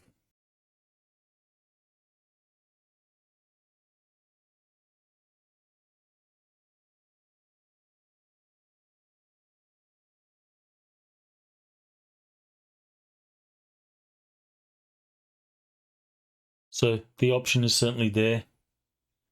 I believe you could get a horse there and back within sort of half a day. So apart from Gareth, who among us can actually ride a horse? Kevin can ride. How well? I need to remind myself. He's actually got a 13. Yep, so we're equivalent there.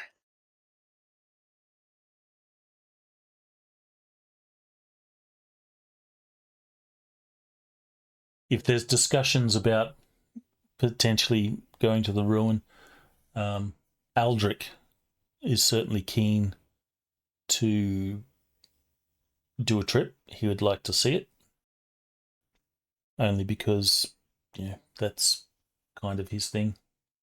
He's documenting Well, to be everything. fair, we were hired to get everybody to Westwatch, so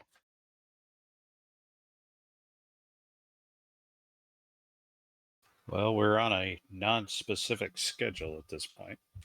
yeah, we can swing by there on the way back after we're super successful Well, that's also true.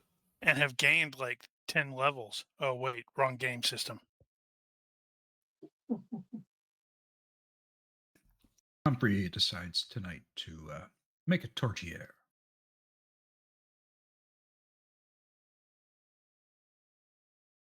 Excellent. Well, however, before you get to your final camp, you will Be ambushed by ninja cougars. Damn Totally. ninja cougars. Brothers.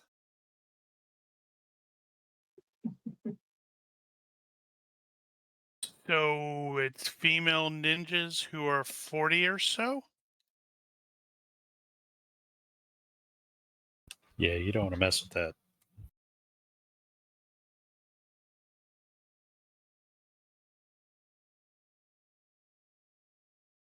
So you are looking for a camp. There's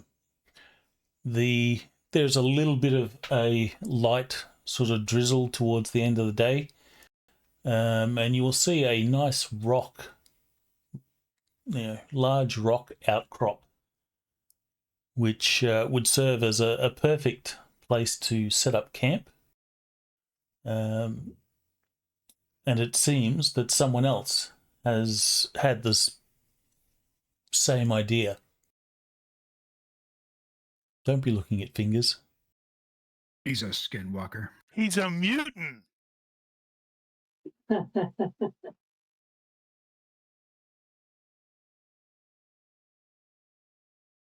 He has a campfire going and is just sort of chilling there under this outcrop.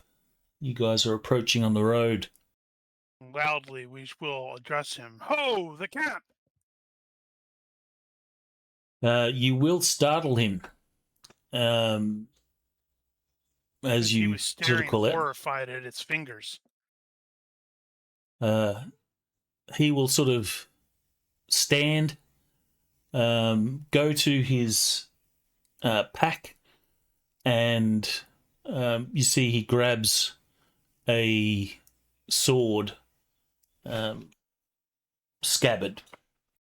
He does not draw the sword from the scabbard, but he holds it, Jeez. stands and sort of approaches you guys a little. Peace, peace. We have no quarrel with you. We are just trying to find a campsite. And you seem to have found the best one. Give me a reaction roll. either influence or a reaction, whichever you choose. He seems quite cautious at this point.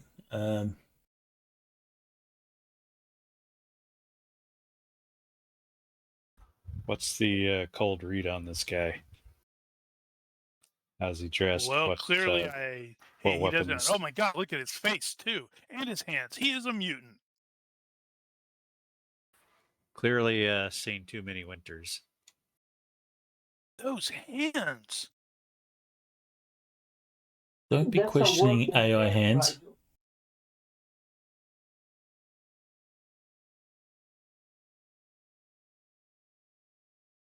Well, he clearly doesn't like me.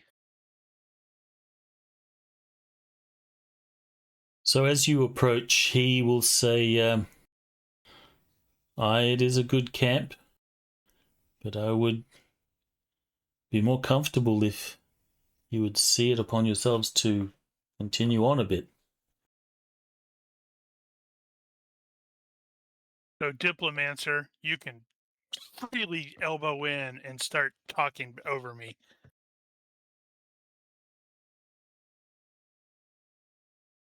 Who's the diplomancer? Pretty Humphrey, certain it's you. Oh, I think of you had. course. I think you had good skills for that. Let's see here. You know, Fast talk. Ronnke told me, give me or what is it, a social engineer, whatever, or a reaction. And I rolled the reaction because I ain't got anything like diplomacy or any of that crap.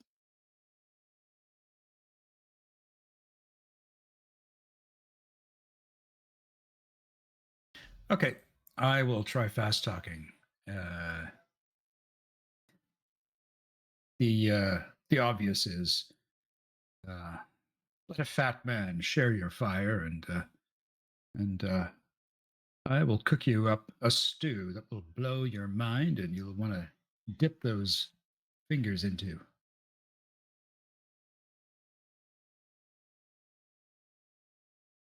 Make the roll.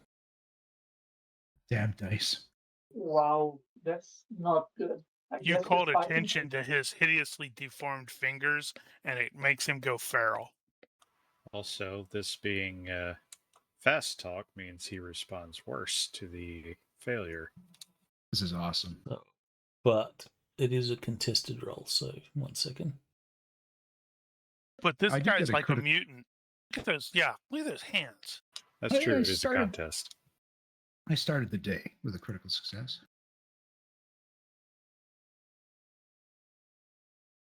He's not a mutant. He's digitally disadvantaged. Nope, he's a mutant who somehow translated over from the Warhammer Fantasy universe. You can see that he's still quite wary. He says, the road to Westwatch is not exactly a safe one. Forgive me, but I do not know who you are. And you clearly outnumber me. Should you choose to rob me, I could not defend myself. I would We're not here appreciate it to if you. rob anybody. I would We're appreciate it if escorting you priests. would move on.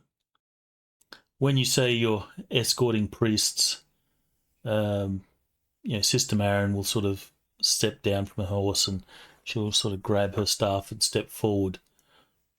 At which point, And she he blasts will. him with lightning bolt because she realizes he's a mutant. He will say, "Please, good sir, we mean no ill will." And with that, you'll get another reaction roll.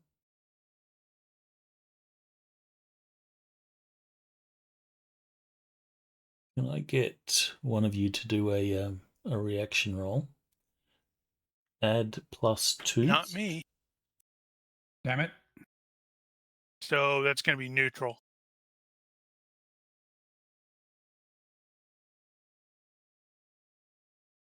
He says, he'll sort of bow his head a little.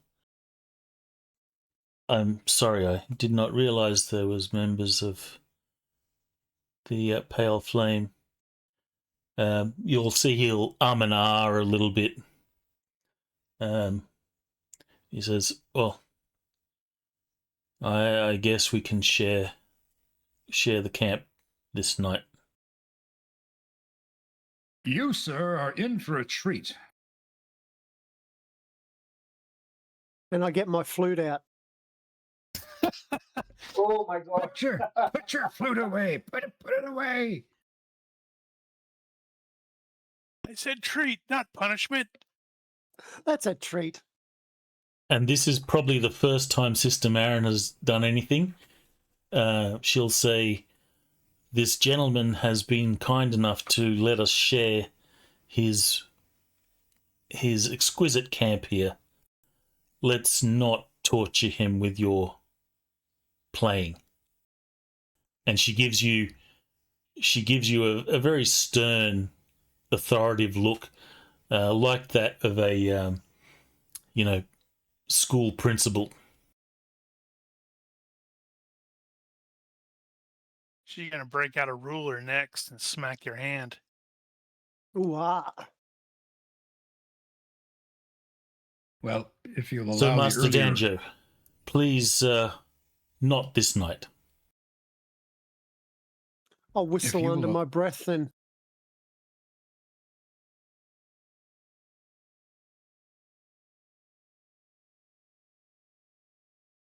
And you will probably sigh in relief that you're not going to hear this flute. If So you the allow guy- The guy will sort of invite you to the camp, and you guys will begin to unload and set up. He introduces himself. I'm Henwick Toss. I come from Ashford. I'm a salt merchant. I travel the road back and forth from King's Rest to Ashford. I asked him if he has any news. Sorry. You were kind of quiet there. Can you hear me properly? Yes. Okay. I'm What? going to ask him. I'm going to ask him if he has any news of the road. Any,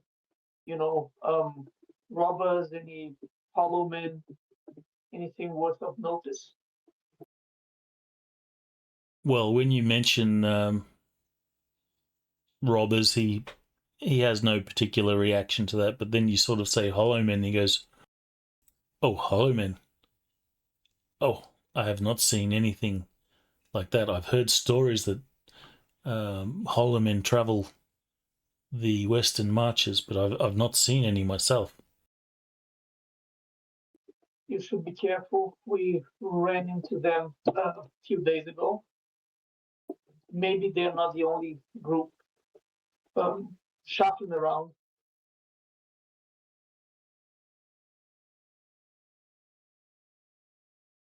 He says, "Well, that is a concern. I've not heard any stories of hollow men this far from the western marches."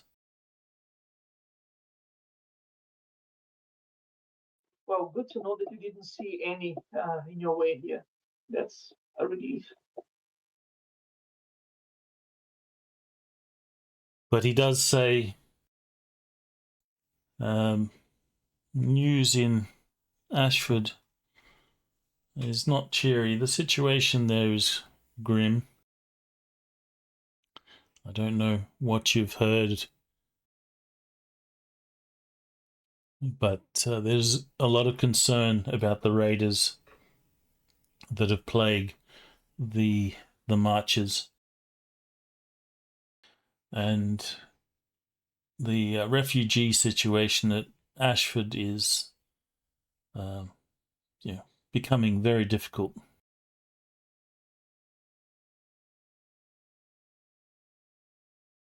I dare say the the principal and the mayor there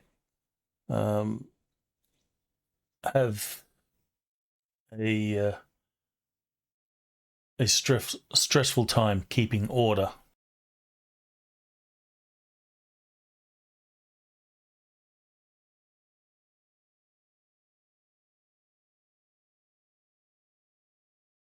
Give me a reaction roll, or you can make a influence roll. Carousing would be or carousing or sort of fast talk, storytelling, diplomacy.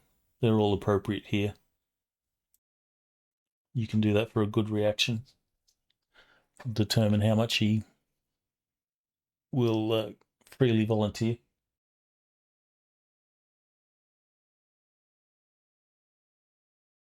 Was this addressed to someone specific? Ari, since he was asking. Okay, sorry, that was for everyone. Okay, random reaction. Let's see. Neutral. Well, it could have been worse. It could have been poor, like mine. It can always be worse.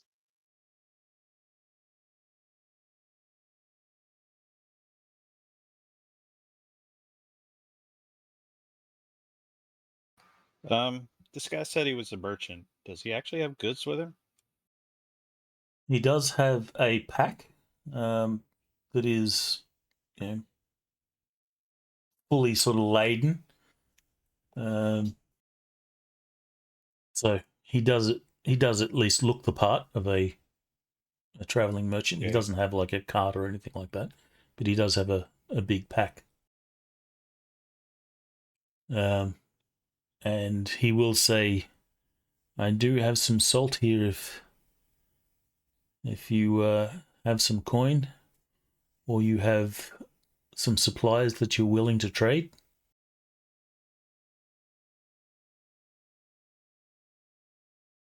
I mean, we could salt our meat. We could exchange some meat for salt, and we could all salt the meat.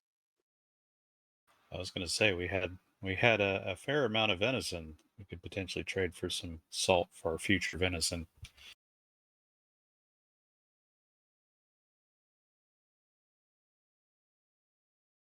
Well, if you're willing to do that, that's kind of up to Humphrey, since he's the one that's catering.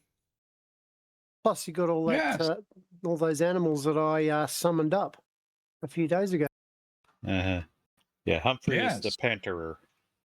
I will certainly exchange some venison for some salt. We need salt for our sauces.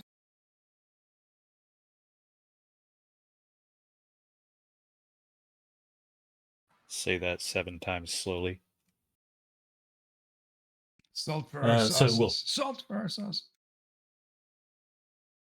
he says, "Excellent," and you can see that his sort of demeanor picks up a little, or his spirits pick up a little bit. He seems a little less threatened.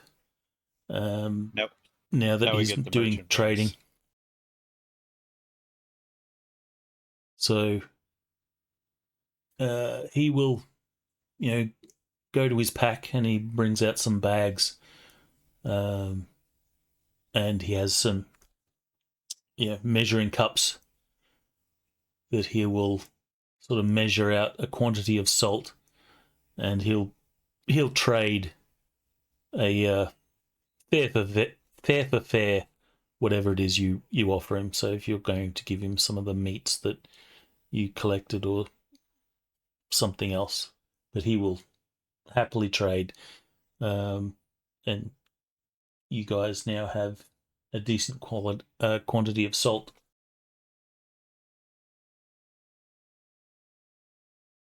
And with that, he seems to be a lot more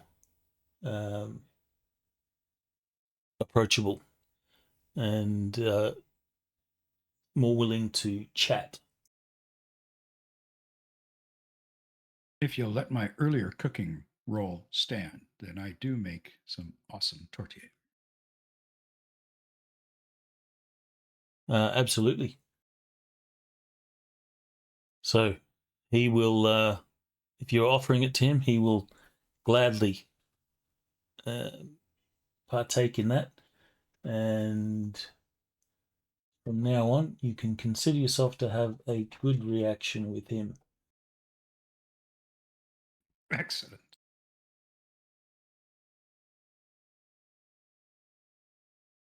Didn't know you could use a cooking skill as an influence skill, did you?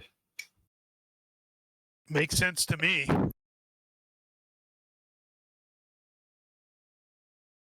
Yeah, you can't be mad at anyone that gives you good food. No, you can still be mad at him. You just like, this is really good. I still hate your guts, but this is really, really good. Especially on the trail.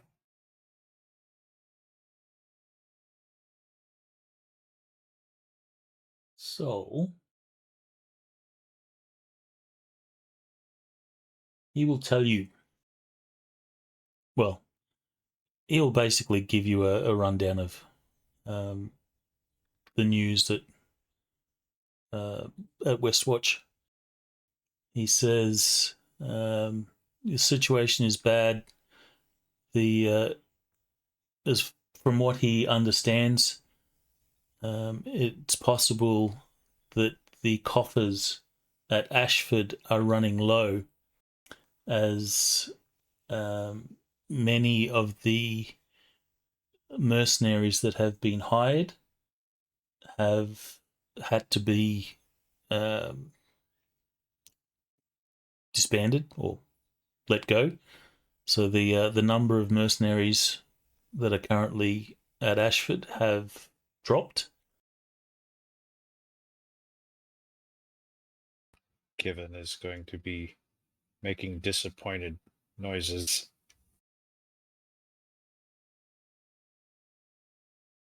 He says, I hope for Ashford's sake that that's not a decision that is going to result in the city being under-defended should raiders approach. And he will mention that people have said that they've spotted, red sails travelling up and down the coast. He will also mention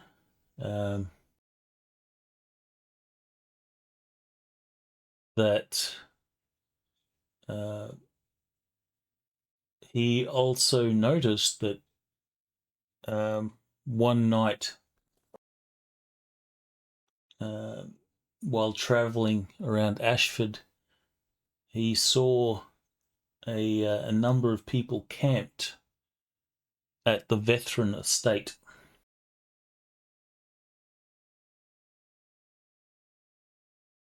And that should pique some of your interests, since that's a name that you've heard before.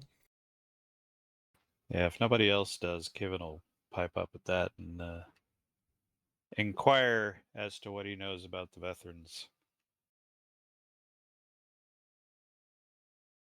Well, there's not a lot to know. I think they've fallen from grace. The estate itself has been abandoned for a time. I was quite surprised to see people camping there. I didn't want to investigate. It's best to, in such situations, just to move along. But from the look of them, they were perhaps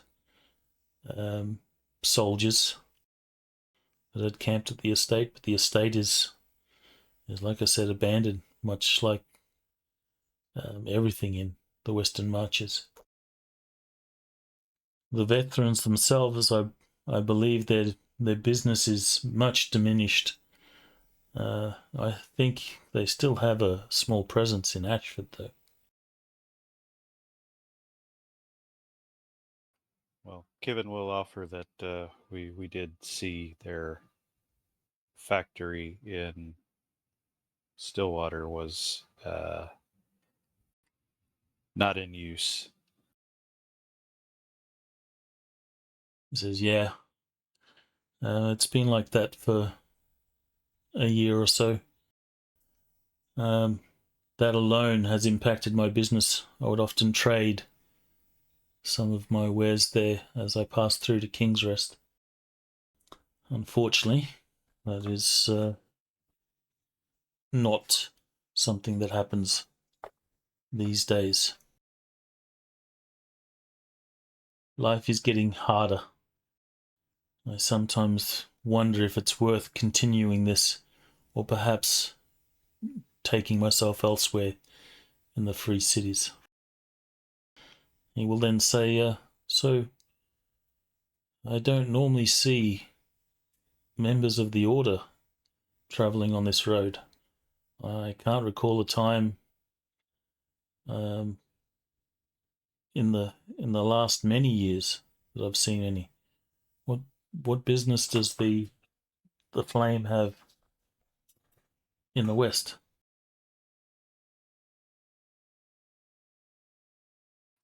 What did the matron say at Stillwater? What did she say that we were doing out there?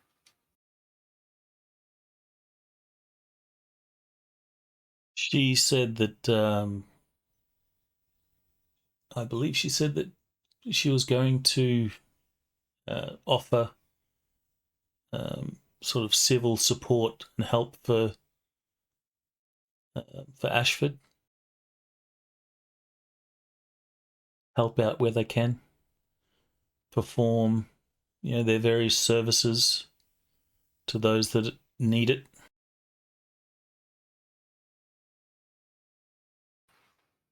Then Kevin will keep to the story. Say they're headed out to Ashford to render aid. Although it sounds like maybe a bit late.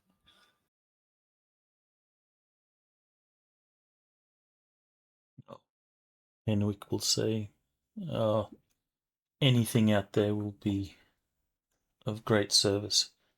To see more people of the Flame in Ashford, I'm sure will bring a degree of hope to those that's currently suffering.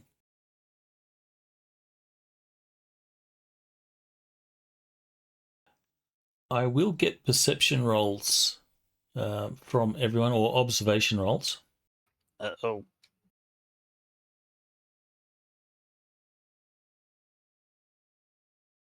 Box. I suspect no need to be in Gareth the box. is not. I suspect Gareth is not present at the moment. Because he excused Okay. himself. So you don't need to roll for Gareth then.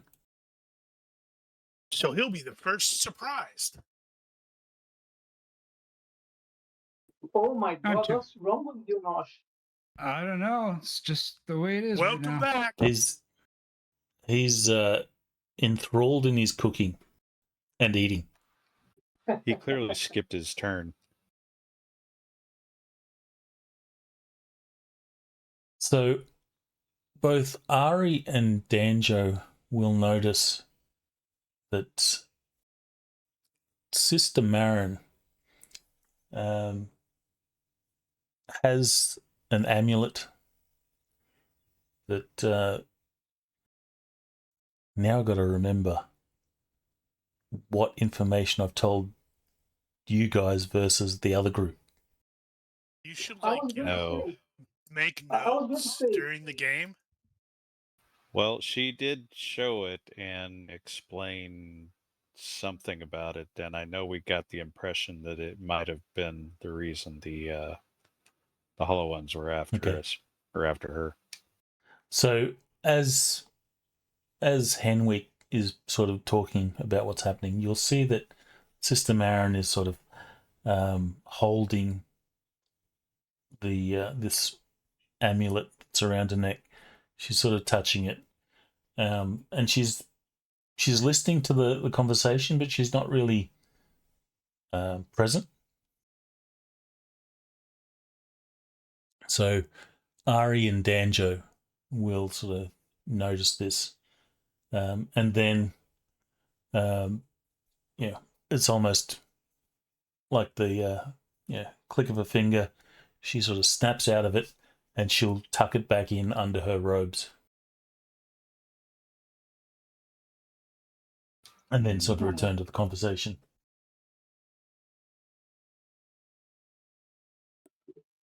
I will excuse myself and I'll have a look around. Running the perimeter. Exactly. Because that's exactly what happened last time. Mm-hmm.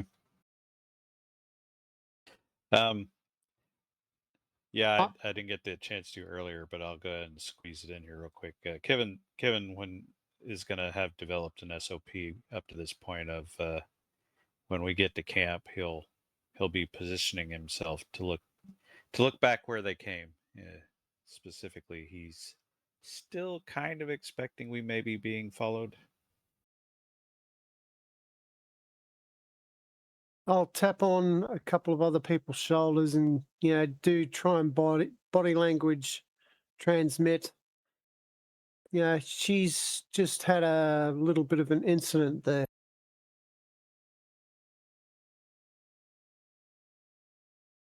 All right, so how do you actually do that?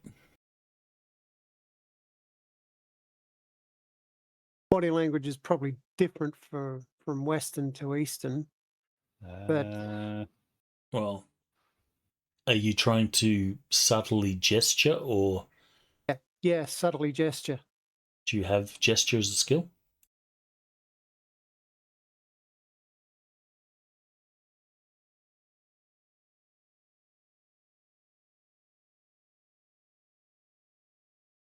At the least, I'll go.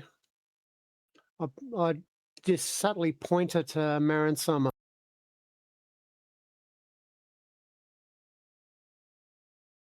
All right, if you want to do it subtle, we'll say a stealth roll.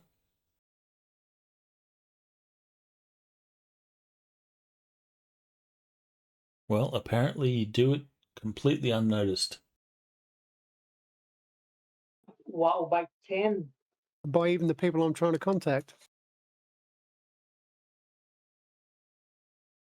So you can point this out to whoever you want, and no one sort of picks up that you're subtly doing this. Okay.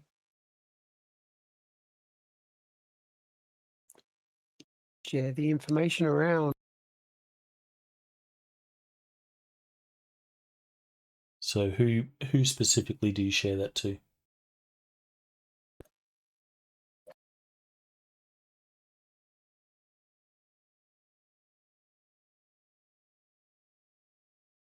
And are you doing it while she's sort of,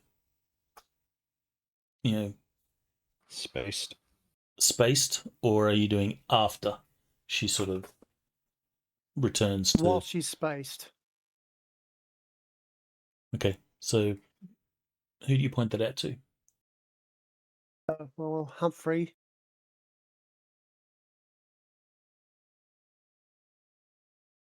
And probably Kevin, I guess. The ones that failed. The ones that didn't notice it. Humphrey's like, never mind. I'm sorry. It's just one more little pinch of this herb. Yeah. All right. Well, Kevin will take the hint. He's been kind of primed for this anyway, so he will start keeping a separate eye on her out of the corner. Well, she doesn't seem to glitch anymore following that. Not that she really glitches, but her attention seems to be fairly normal. Well, as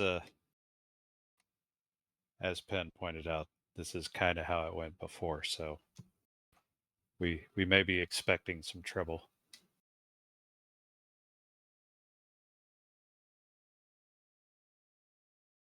I think Petra is probably closest to Kivin at this point.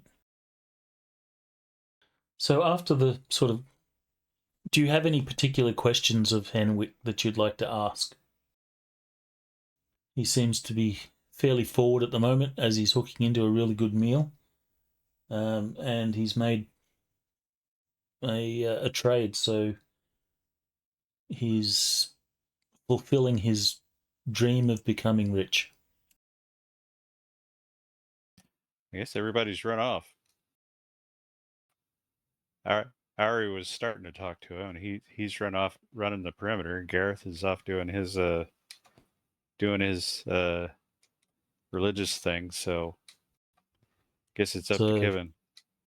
Does Kevin have any questions or any particular things that you don't like to know? No, he did he look like he knew what he was doing when he pulled that sword out? Well, he didn't pull the sword out. He just grabbed the scabbard. So the sword was still sheathed, but he grabbed it. You wouldn't know if he is competent or not.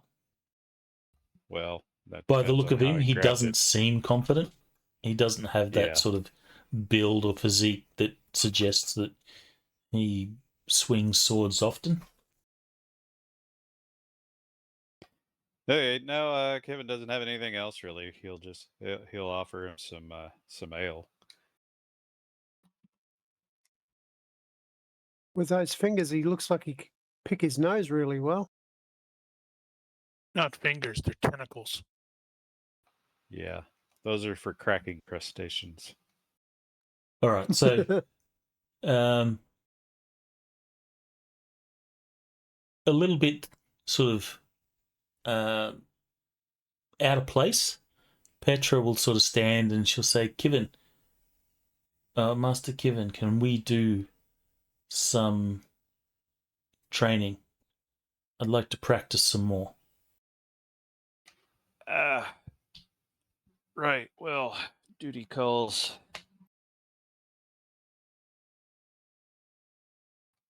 He'll get up and take her off to the side and start getting her to cut things, throwing stuff at her. Okay, well, you'll do some training. You're welcome to make another roll if you want. On whatever it is you're teaching her.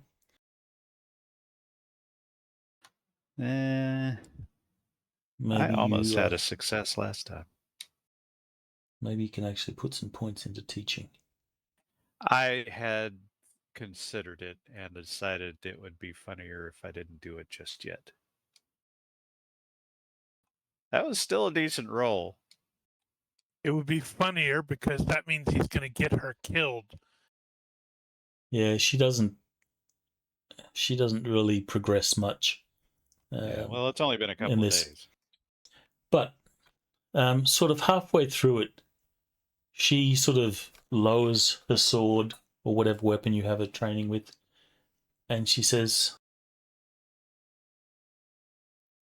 you remember in Stillwater, I asked if it is okay for friends to keep secrets.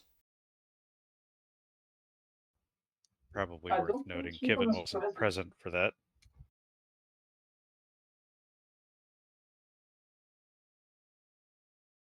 Was Kevin not present? No, he wasn't.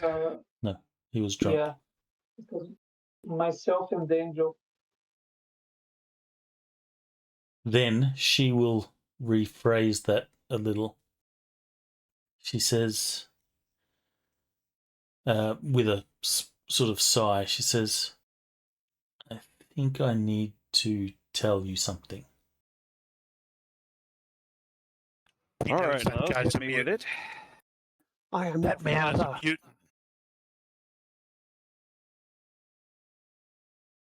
She goes, you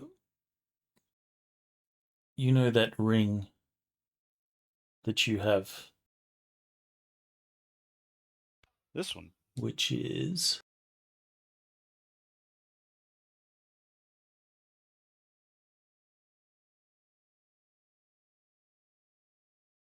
Whoops, damn it. Don't delete it.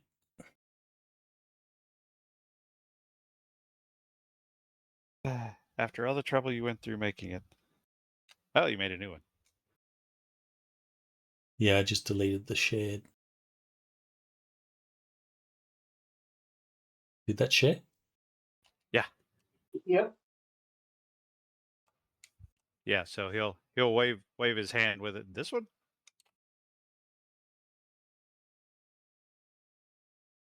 She says yes.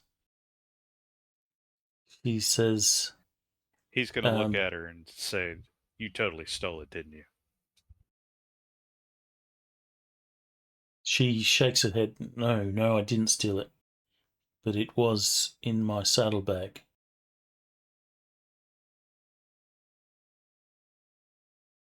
Well, if you didn't steal it, how did it end up in your saddlebag? She says, please don't tell anyone. If Sister Marin or Rolf would learn that I've kept this, I don't know what they would do. It would look very poorly on me, and I'm trying so hard to be good. I want this to be successful. I should have said something earlier, and I didn't think much of it. I didn't think much of it at the time, but it seems to be coming up more and more often, and I feel terrible for not saying anything. I should have said something earlier, but I found that ring when we were attacked at Galvorn.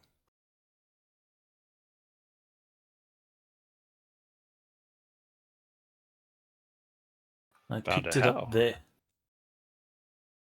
Is it just laying on the ground or some bloke's finger? Well, it was on the ground. I saw it.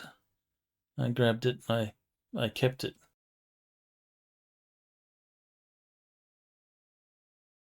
Well, no harm in that. That's not thieving, that's looting. But the issue is, I didn't say anything at King's Rest when it was brought forward that the thief had tried to recover this ring, or steal this ring. I should have said something then. And now that I haven't, and you can see that she's obviously troubled.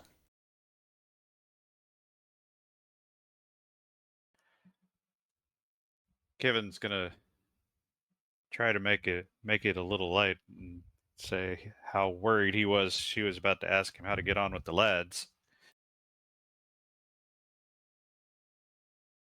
But turn the conversation back to, well, okay, how did it come to be where she found it? Was somebody wearing it when the fighting was going on? Who dropped it? She shakes her head and says, I don't know. I don't know who was wearing it, but I saw it there on the ground, and before we left, I picked it up when we fled.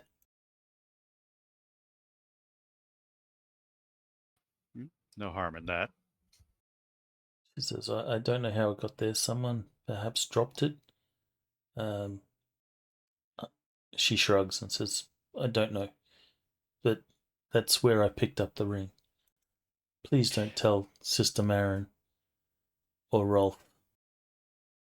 I do not want to get in trouble. Oh, I fully intend to sell it myself. Although, I suppose I owe you a finder's fee if I do. She shakes her head. No. But seriously, so if it ended up on the ground during that fight, or after the fight, then it either came from one of your people or it came from one of theirs. Now, none of your people that are currently surviving have said anything about it, which they could be lying.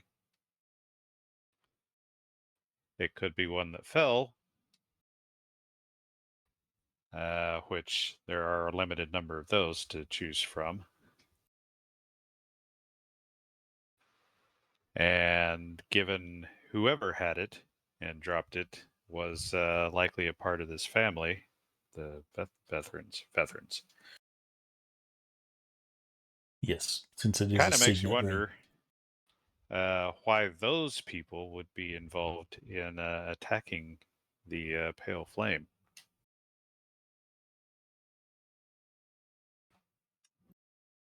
I suppose asking you why someone from the veteran family would be attacking the Pale Flame would be kind of a waste of time. She says, I didn't learn, no, start again. I didn't learn of the name, veteran name, until, what was it, Stillwater. Well, that is an interesting tale. And I will surely keep your secret as long as you train hard.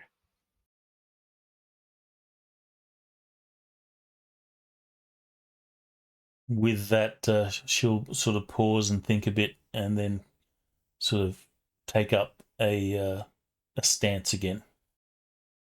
There you go. And then he throws a rock at her.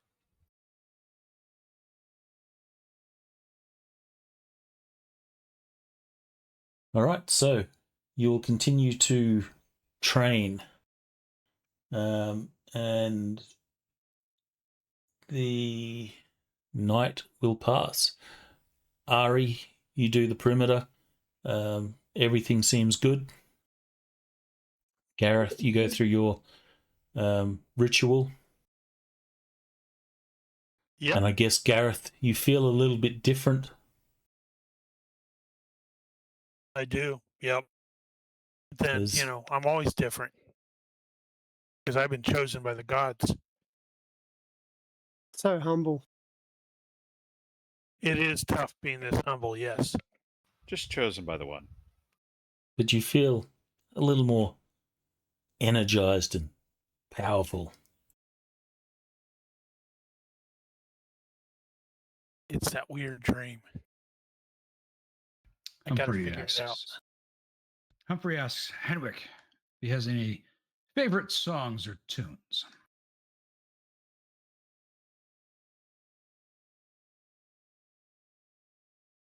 He will say yes. Do you know this one? And he will rattle off a name. It's called Freebird. Stairway to Heaven. Oh, I think I do. You do indeed know Freebird. Well, Go and play. Let's see how well I remember it. He says it starts like this, and he starts sort of tapping his leg in a rhythm, and then he sort of hums the beginning. Yes. I know the one. I made my roll by 4. You will play it, and your song will carry and captivate all those around that hear it. Are you using some of your bardic bardic power? Well, now. Do you daze everyone? I don't charm want to everyone? No. However, I think in this case, although I think we're winning Henwick over more and more, mostly because of my Torchier. But I think we'll try a musical influence. Of course, I'm not so good at that, though. Hang on a second. Here it is. enthrallment. Well, I'm not so good at that either. No, I'm just going to enjoy playing the music. Let it speak for itself.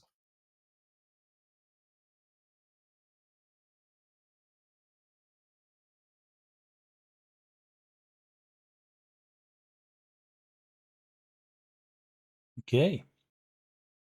Is there anyone doing anything this night? Perhaps you want to look at that things to do at camp that Giga put in the forum. If any of that is relevant to you at this point. Did I do that? I think you put it in the forum. I did the things to do in town. Thought you did a things to do in camp. I don't think so. Would be a good Although idea. We probably should.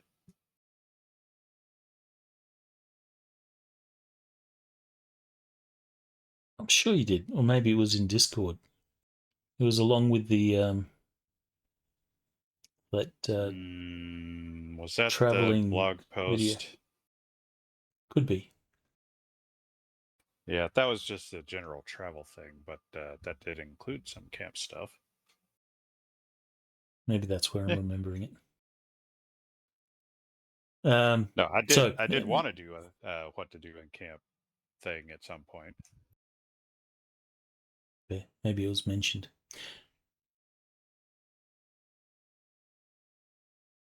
Yeah, I don't have anything specific for Gareth. He's clearly got to do some work on his armor because walk through the rain and all that. Actually, did you have shield damage to repair? No, I repaired that already. Did Gareth actually have armory small arms? Yes. Well, melee weapons. Yeah, because so that the bill is cheap, and thought maybe he might at some point have picked it up and recognized the fact that it was kind of cheaply done and might want to tighten it up.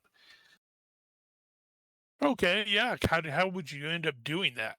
I don't know if that would have any actual effects, but just maintaining it. Yeah, I'm gonna have to pay I'll make a note to actually look into that for the future because that's kind of a really good idea. And as I'm saying that, realizing I, at the very least, need to be able to maintain a sword.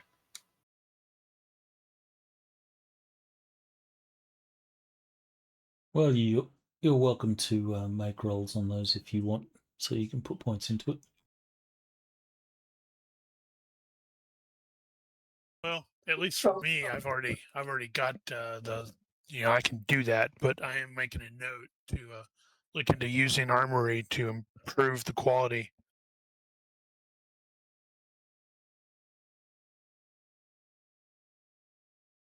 Okay.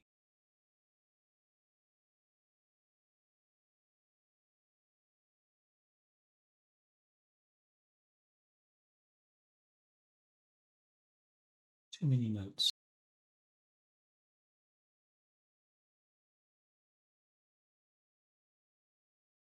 Okay, the night will pass. You maintain your watches and arise in the morning, go through your usual routine. Humphrey will morning devotions. put on. Oh, so Ari will have some nightmares. Yep. So I that gained 1 means point, you though.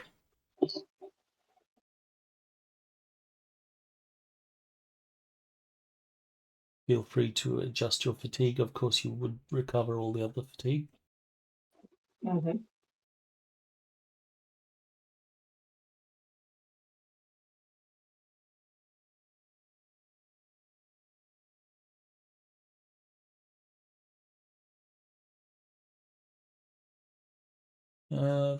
And you will start out the next day. And our How far mutant we got? assault 300. assault merchants heading towards Stillwater. He's heading towards Stillwater, yes. We remind him that when he gets to Stillwater, he should say he met the champion on the road. Well, if you make that mention, he will sort of, raise an eyebrow and think about it a little bit, and he'll say, "What? One of you beat that Mela Harrow?" I did. See, I even have this fish statue. Points to the one posted on the cart.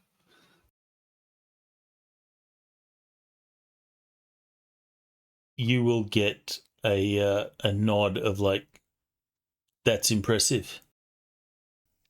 Or I bet you can do it. no, I've tried, but Mela has wrestled me to the ground faster than I care to admit.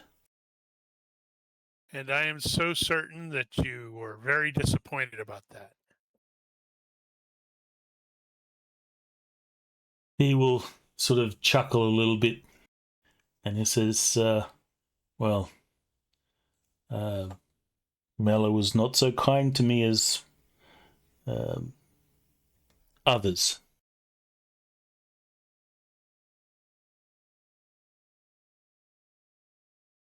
But you can see that he's quite impressed.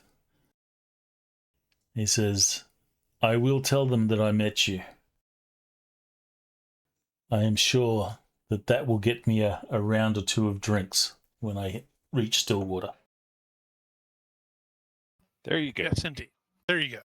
Good thinking. And at least I can roast Mela that she lost her title.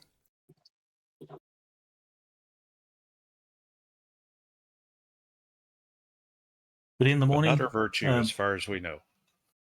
in the morning, you will pack camp, and Henwick will, heave this massive backpack laden with stuff onto his back, and with his sword still in its scabbard, he uses that as a bit of a walking stick. He will start east towards Stillwater. You guys will start to head to the west. Let's see what the weather is like for you today.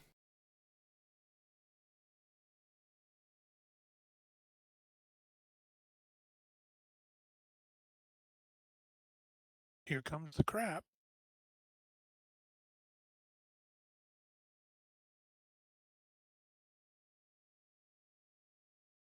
Yep. Great. So it is windy.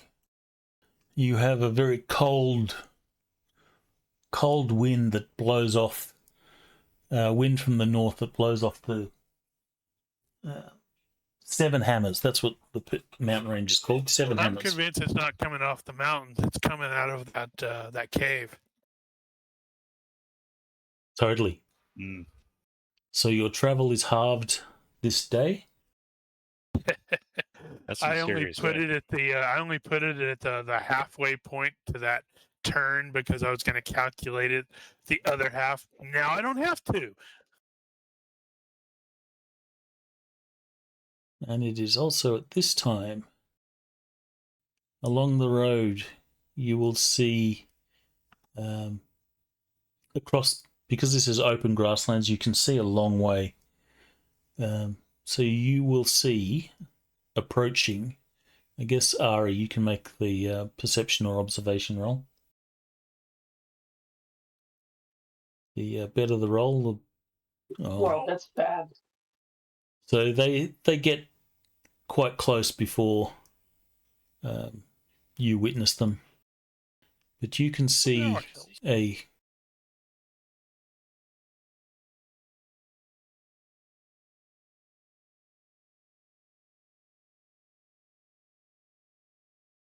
a group of travelers on the road heading east. Has that elf had a stroke?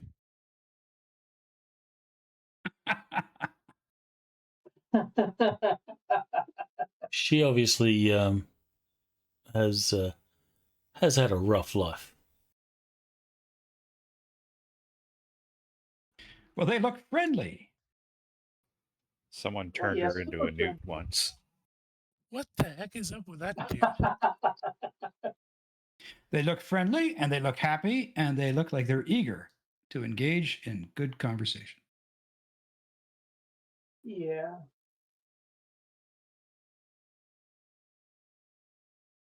Are they displaying any sort of heraldry to indicate what kind of mercenary group they might have been part of or are a part of? They do not. As far as you can tell, you can't see that they're like a mercenary group. I suppose we've established there But is they an are. insignia for the free swords. There is indeed an insignia for the free swords. Off the top of my head, I don't recall what that symbol It's is. probably going to involve some swords. Probably. There are three of I them wanna because say- it's the free swords. I want to say it's crossed swords, but I can't say that. It'll be in the wiki. In any case, they will approach, and they get quite close before Ari sort of notices them. Perhaps they sort of crest a hill, and you're almost on top of them when they arrive. Numbers? Sorry, guys. Saki Ranger. You were distracted. They- The wind was in your face. They number 7. There is 2 dwarves and an elf amongst them. Who has had a stroke? Who may be a Hollowman. Well, doppelganger some of the, No. hasn't some of quite the got it humans right aren't yet. doing much better.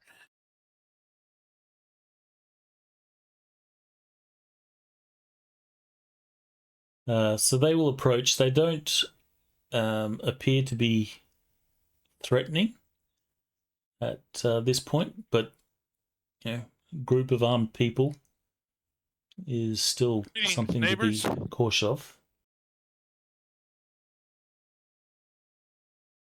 Gareth, can you give me a reaction roll? Add whatever modifiers you deem appropriate. Yeah, I don't see any that would work because they don't know who the hell I am. Whoa, look at that.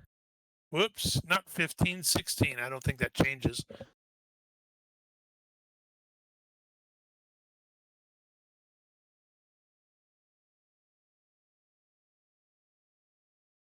So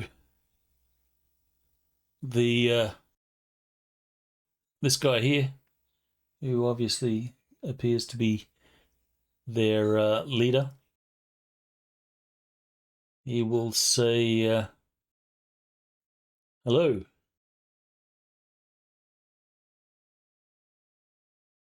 He will look back to his group. If anyone has body language, you're welcome to make a roll to try and get a read on these people. Does Nope. he talk to something? Kevin does not have body language, but he is definitely going to try to get a read on these guys.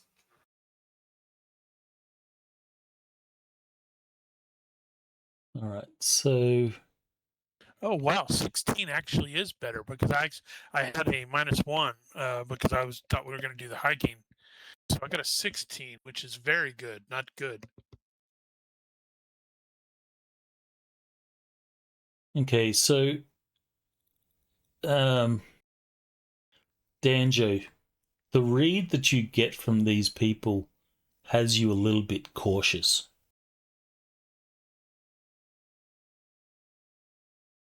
If they are mercenaries, you have definitely heard stories that mercenaries often become bandits and thieves when not under the employ, and you kind of get that read off these guys. However,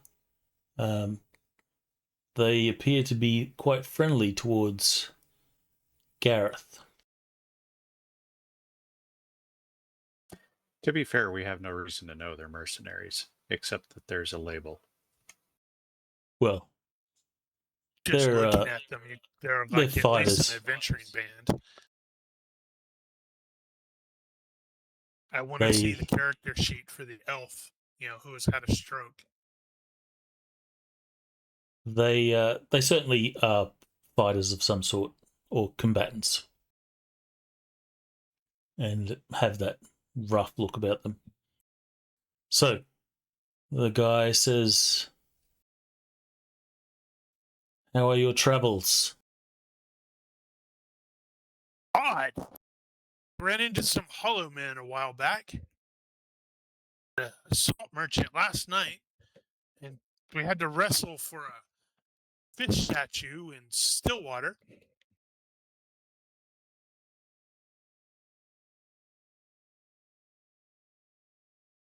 Judging from the state of their attire and equipment, they look like they've been doing well.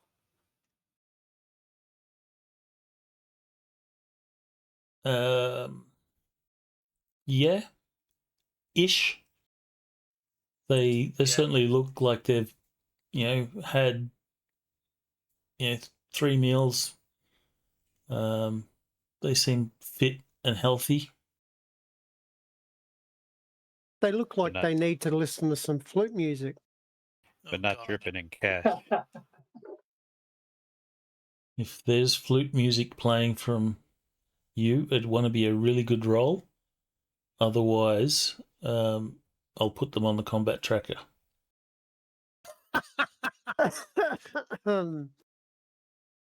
Please play. You fellows seem to be, coming from the west. He will say, Ashford? he will Westwatch? look back. He says, "Yes, we come from the west. There's nothing at Westwatch. That place has been abandoned. We come from Ashford. Sadly, we have lost our commission and are traveling east. Perhaps we can find some work." And he'll say, "Perhaps we can find some honest work." And he sort of looks back to the rest of the group with a bit of a smirk. That bodes really well. I find there's not much money in honesty. As you can see, we are escorting priests.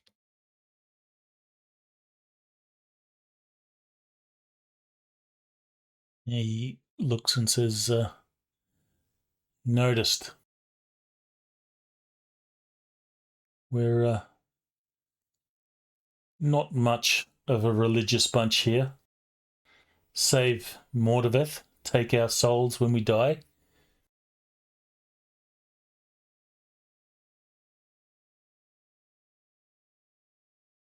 "What business do priests have?"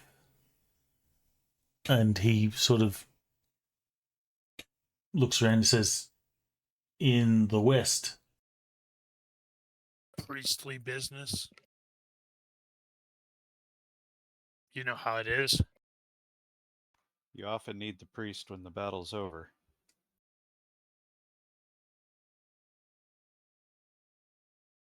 Well, that's why we sign our deed with the hilt priests, do we not?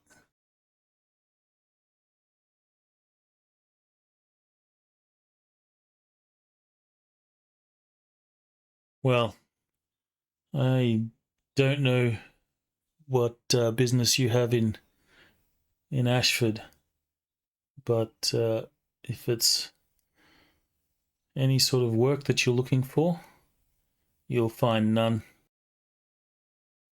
And more and more, the the Free Swords Company are disbanding members as the coffers of Ashford are apparently running low. I had heard that. And yet the We were- raiders keep striking, yes? They do. We were promised a good season and a year or more's pay, but apparently promises have fallen on deaf ears.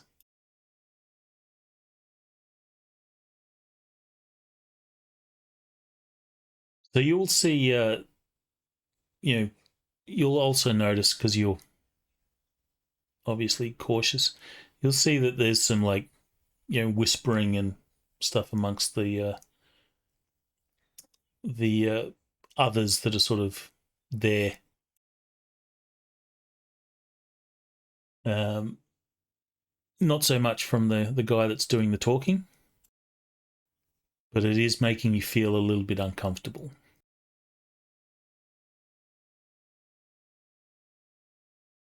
Yeah, if anybody else has stuff they want to interject and throw in there to save Gareth, because he's clearly not a social person, feel free to jump Yeah. I'll just shut the fuck up because I think I'm worse than you. in. With the Actually, Petra, oh, carry on. Petra has sort of moved to the back. Rolf has stepped forward and he's sort of ahead of Sister Marin, but she's just staying, not saying anything, just sitting on the horse. Ronnke, could I discreetly look for a vantage point? You don't have a great deal of it depends on what you're looking for in a vantage point, but it is sort of grassland, so there's not much immediately around. I was going to say, Well, is the terrain pretty much as in the image? Yeah. Yeah, I mean, maybe position myself sideways from them. That's good enough.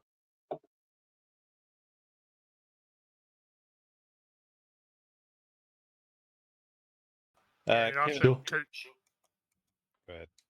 I was going to say, it also occurs to me we probably do need to make the hiking checks if this is like midway or at the end of the day or whatever, because that could affect people's current fatigue status.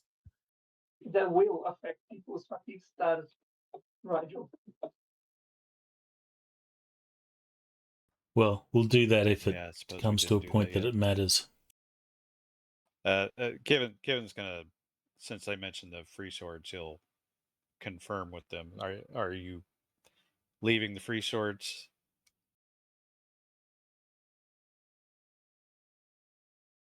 Well, he says not by choice, but we're not going to give them our swords if we're not going to get paid for it.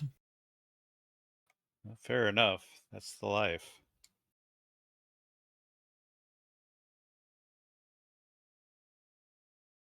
Yes, unfortunately, like I said, we had promised over a year contract, but that has not eventuated. So Kevin's just going to make a bit of small talk about the companies here, asking if any other merc companies work in the area, or if free swords have a monopoly and who's in charge, that sort of shit. Well, he will say, as far as I know, the Free Swords are the only company that have taken a contract in Westwatch. Sorry, not Westwatch, in the Western Marches. Unfortunately, a fair number have been disbanded. Most have already headed east, and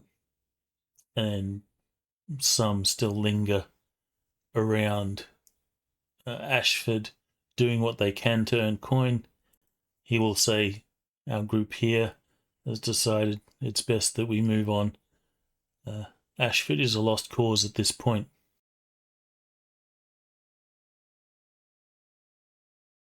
Unless, of course, you're bringing a wagon full of gold to help their cause. And he sort of Would chuckles that a it bit. were so. We certainly wouldn't tell them. Alas, no, these are mere survival rations and such for the priestly order here. And quite a number of candles. Running out of ale.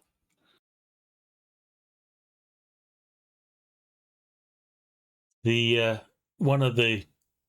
the elf will come up to the guy that's been doing the talking. Will say something quietly, which you sort of can't hear. He'll reply, and then he says, "Well, we best be moving on. We still have a ways to go till we get to Stillwater." Indeed. Yeah, the road has been mostly clear from there, apart from some bad weather. As I stated, we did encounter some Hullowmen, but that was from before Stillwater, from King's Wrist. But otherwise, we have not seen anyone. Well, I guess that is good. Indeed. So, safe travels, friend. Safe travels. He says, "May Thren smile upon you. And Agalia watch over you." Who? You'll see that he'll sort of raise his eyebrow, but he doesn't say anything of it. Oh man, I need to figure out what the cross equivalent is. Making the sign of the cross. So they sort of part on the road. Half of them go to one side, half go to the other side to make way for you to sort of pass through. And they will watch you as you go, and you just have this uncomfortable feeling as you sort of go through them. And then after you're past, you'll see that some of them will sort of look back to you guys. They give you a sort of glance back as you're sort of heading away. What was...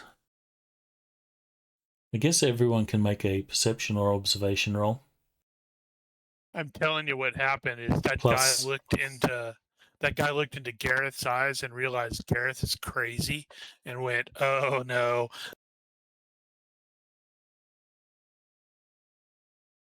Ooh, by 6. All right, so I'm giving you a +2 on this. So By everyone 7. with the exception of Kevin, No, and Humphrey failed by 3. You'd have noticed that as you sort of go past, these guys are sort of paying a lot of attention to your cart. They are sort of looking it over, and you can visually see the disappointment when they see what's in it. But they're looking at the cart clearly, checking it out for what could be good or useful there. And then you guys go past, and they will sort of re-merge. They'll sort of hover around a bit, talking amongst themselves, and then they'll start walking again. That guy Danjo. has crazy eyes. Don't mess with him. Danjo claps his hands together twice and keeps walking. Agalia protects. So do the kami. Rolf will say to Gareth, I do not trust those men. They have the look of trouble. I think we need to be extra careful in our night's watch. And I do not disagree with that.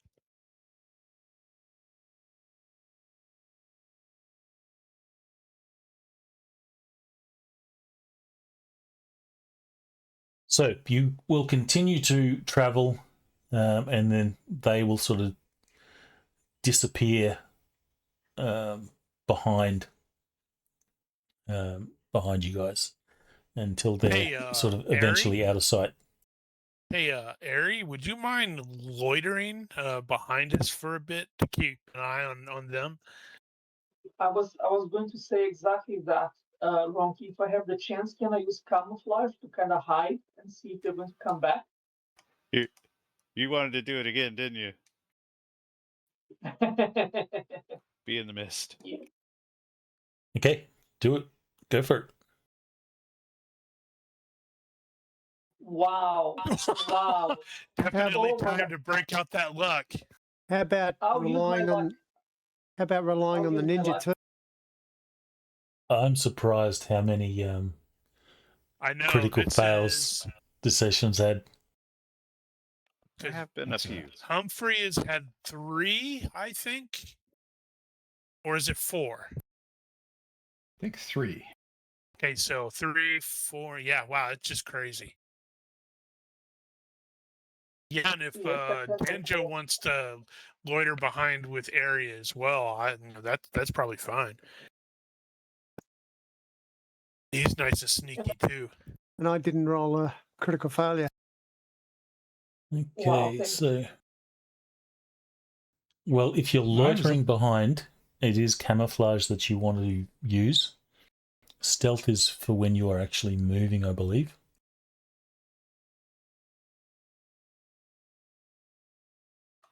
Situation depends, but yeah. So did I And hear it there's- earlier correctly, Giger, when Ronnke asked if you had leadership? Kevin does not have the leadership skill. Oh no, he does not. Does anybody else have it? Has what? Sorry, again? Leadership? Leadership.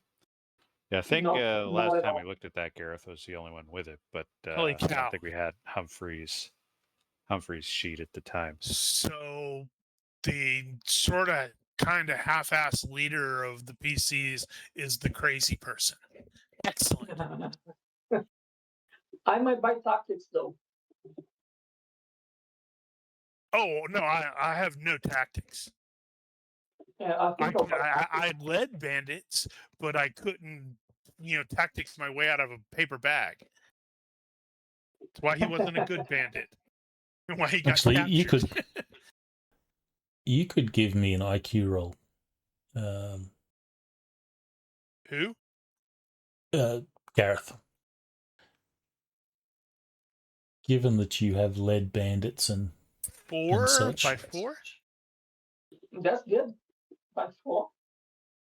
all right, so you would, thinking back to your banditry days, you would think that while there's probably not a lot of value in the cart and stuff that you have, the 2 horses that the group has are certainly will fetch a fair amount of coin, especially considering these guys don't have any horses. They're all on foot. And maybe you did describe the horses when we first saw them as pretty crappy looking horses.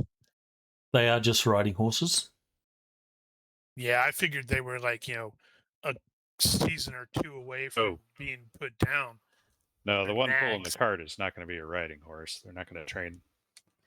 Not going to train a riding horse to pull a cart. Yeah. Well, But still. they're the equivalent of a riding horse. They're not like cavalry horses or anything like that. Mhm. No, that means it'd probably be a draft horse for the cart. Yeah. No, it'll be a sumpter. It's a workhorse. It's not necessarily a full-size draft horse. But 2 horses can fetch, a couple of grand.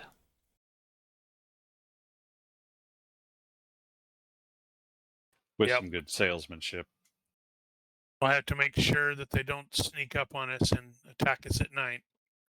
So while you guys don't have a great deal of valuable stuff in your cart and so forth, were you a bandit or in your bandit days and pickings were slim, you would certainly consider a prize of a couple of horses and That's some gear and stuff. true, but he would also have to take into account these 4 definite fighting men present, which you'd have to take that into account. So if they are likely to try to get the horses, I would expect them to send Strokiel to try to sneak them out. And also, not that Gareth partook in it, but there's also a couple of totally rapeable women in the party. And that'll get you killed. And Gareth will be the one doing the killing.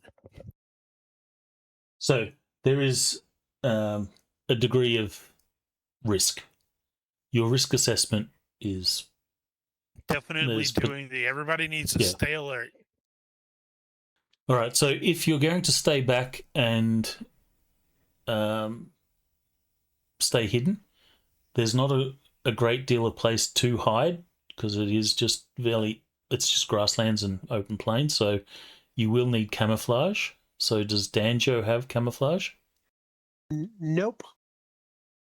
Does camouflage have a default? Yes.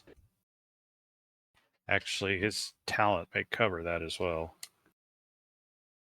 Of course, Yeah. that may require certain materials. It's Yes. IQ -4 or survival -2.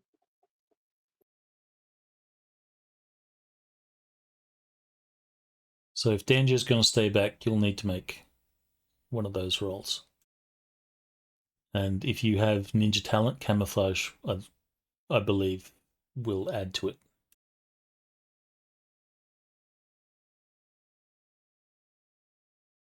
Yeah. What's it's the just, default? wondering how competent we actually appear to folks. What was the default? IQ -4 or survival -2.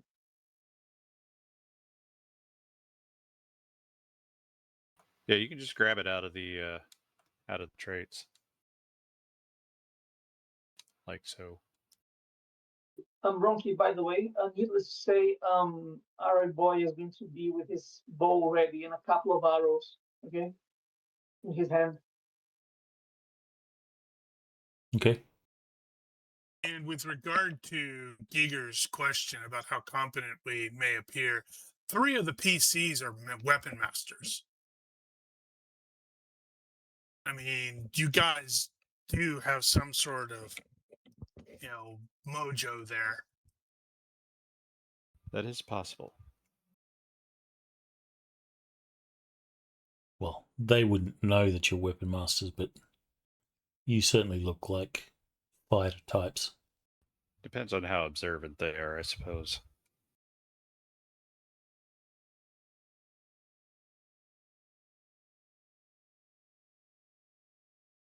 All right, so succeed.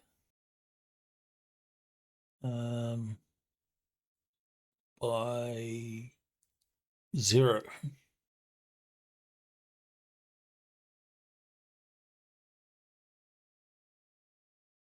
Well, if this is a Wheel of Time universe, you'd definitely be able to tell that Kevin is a weapon master simply by the way he walks.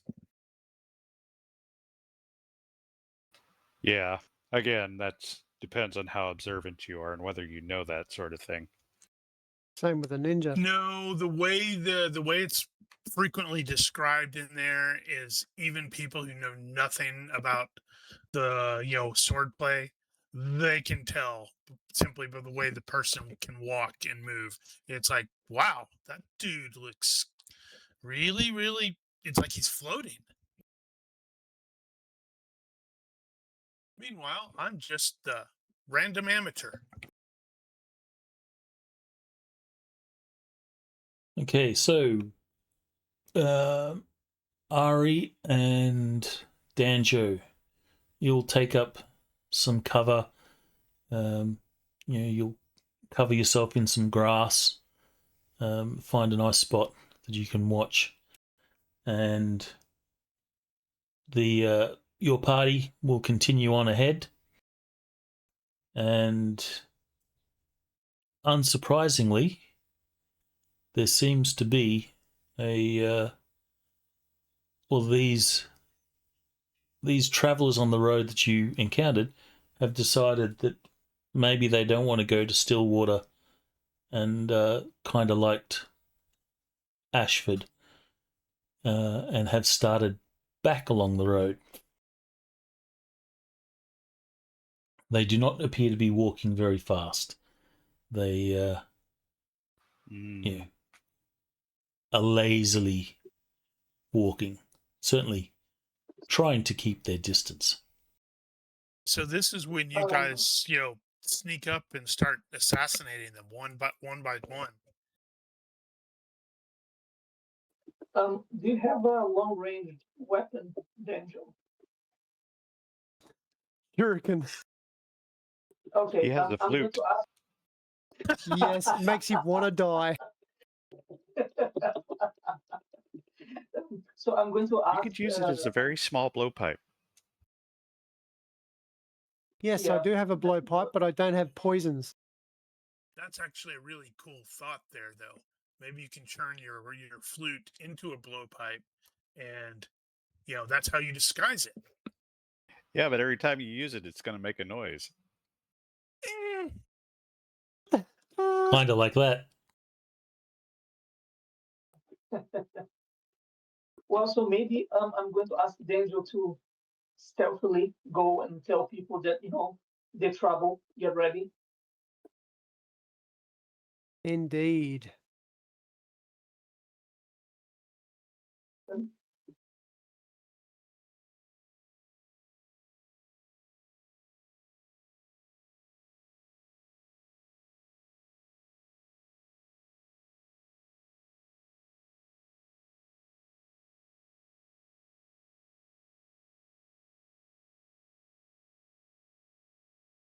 Okay, so what you're going to have to do in this situation is you'll have to wait until they pass, because coming out of your cover, it's you're almost in plain sight. So you'll have to wait till they pass some distance, and then you can begin to stealth.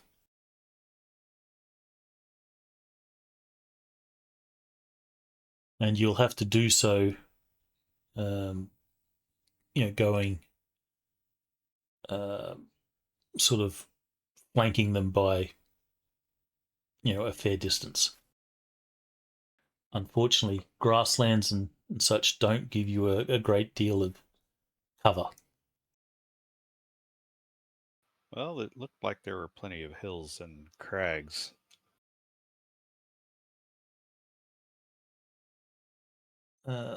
I will get a health roll from Danjo. This is because you're going to have to take the long way back.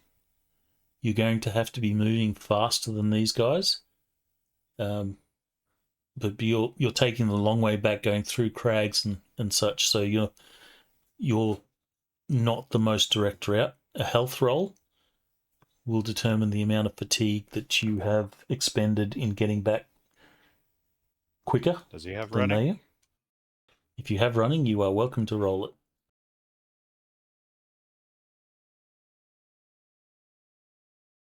But I don't think he has running. Rarely people take running.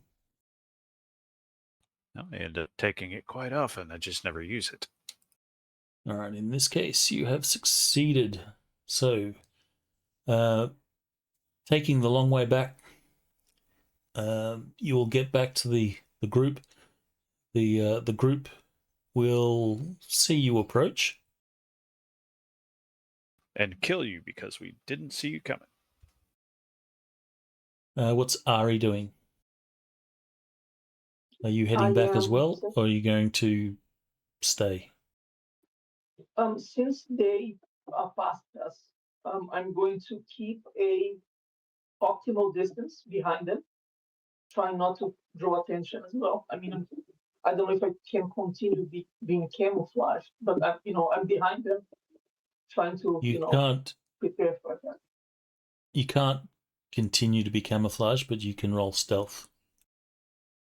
Do I get involved? You need to like take the linger, the guys out on the edges one at a time. I'm certain that won't end poorly for you. No, I think absolutely not. I think the way it'd probably work is if you can camouflage yourself well enough, you could potentially have a penalty to them to spot you. And I'm also behind them. That's my main thing. All right, give me I guess you a could do it as stealth roll. assist or something. Flat? Yeah, just flat stealth roll. Oh, success by 0. Fuck. Well, You're keeping your that distance. and concealment. You're And keeping if your they're distance. not They aware haven't you're turned. behind them. They haven't turned around to come kill you, so you assume they are unaware of your presence. So, Danjo, Great. you will return to the group. Inform them. As feared. They're coming after us. Everyone kid up. Find somewhere to ambush. Yep.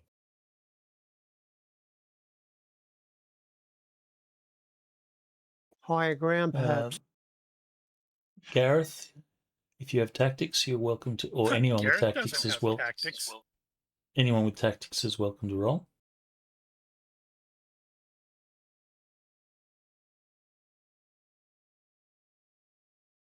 Yeah, I'm going to buy tactics next time.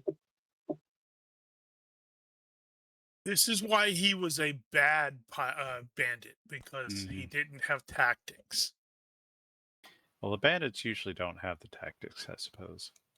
Well, I guess given the bandits are half the time at least mercenaries, they might have it.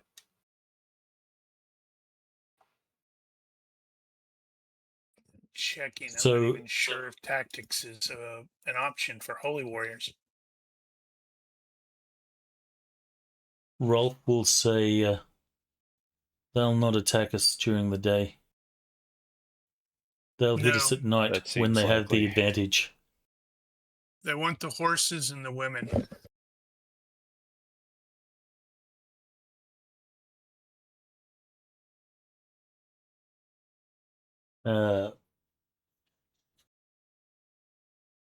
Rolf will say, well, they'll not get them.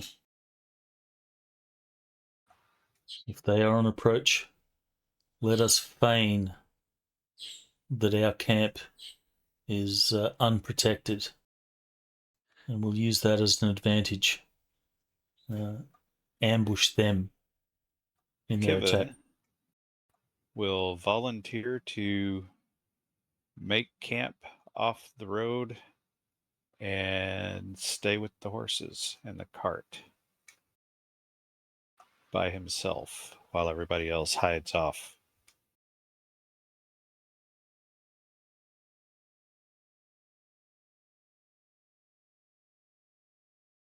Oof. Does Gareth have soldier? Gareth was not a soldier. He does not.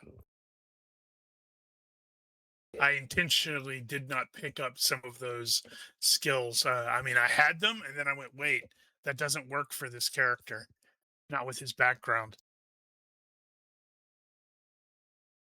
I think Kevin might have soldier. Yeah, Kevin does. Not a lot. All He's right. got it. Kevin can give me a roll on soldier. 8. For some reason, Danjo, you have climbing skill twice. You know, I remember pointing that Do out. too.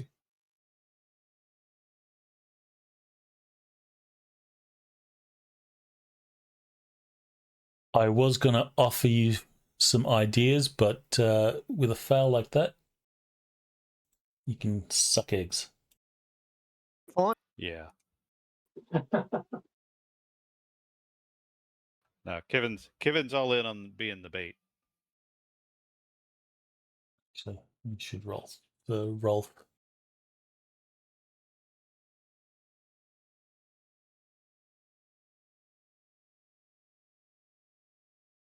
That's true. He might actually have tactics. Rolf will say, since we expect an attack at night, we shall maintain our watches as per normal. There is a trick that I learnt in my days crusading. We would fill clothes with straw and place them under our blankets to give the illusion that the camp is asleep, while the camp, in actual fact, finds positions of ambush. If they fall for the bluff, they will charge into the camp, will be revealed by the firelight, and will learn all too late that they have stumbled into a trap. But for the trap to work, someone needs to act as bait and be Kevin an volunteers. active watch. Someone needs to be moving around the camp. Let's see. Let's see how Gareth thinks about this plan. He thinks it's a great plan.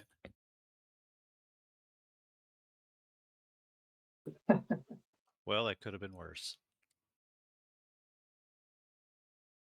Well, it was kind of amusing because, when I saw it on mine, the 5 was actually cocked, so it legitimately looked like it was going to be a roll of 5, and I was going to be like, "No way!" But no way, because it's a 5 instead.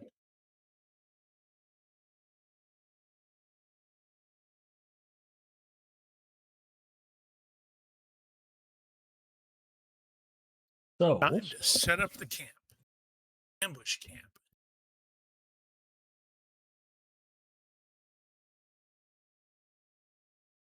And hey, cool, I have that signal whistle in case I need to use it.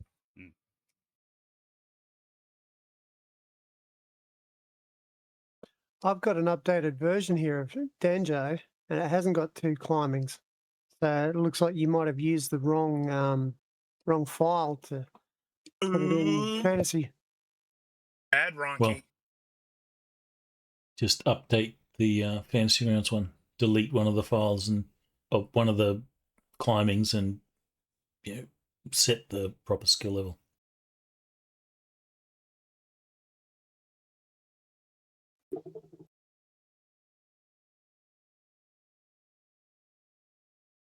Okay. So, because camps are camps,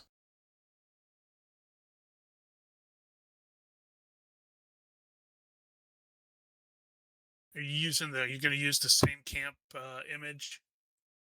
Because Absolutely. I had actually thought about using that particular image for a what to do in camp sort of image.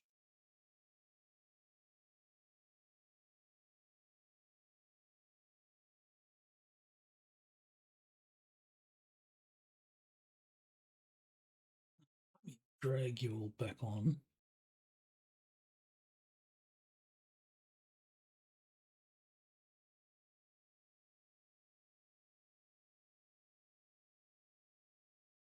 How nice of it to go in a nice square like that. Well,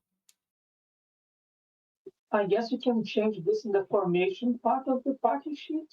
Is that right?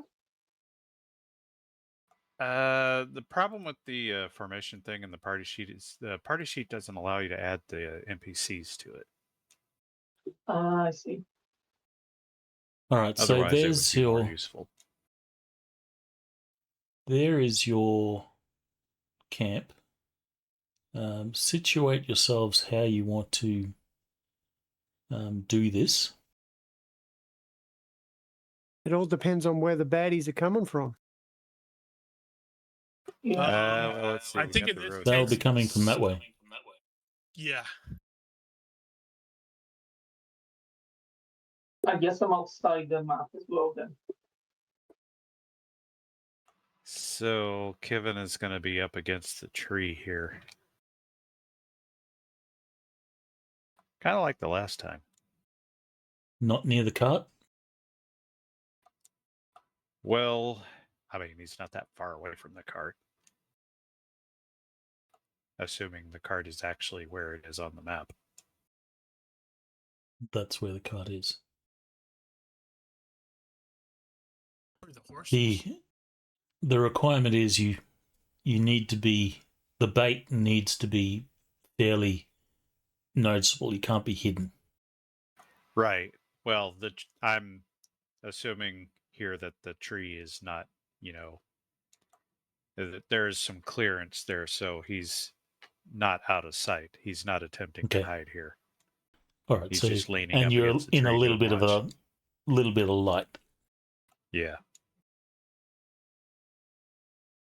And he'll be moving around and everything. Probably drinking a bit. Should probably move the cart so that it's actually near the light, so they have to pass through, and their eyes will be stuffed.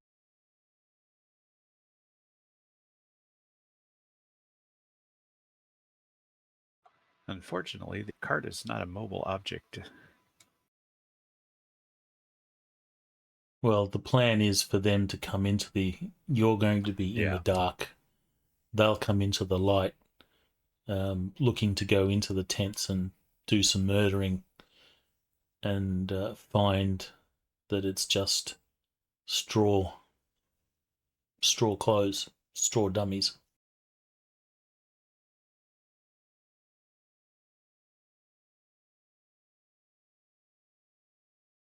And of course, Ari will be coming up from behind.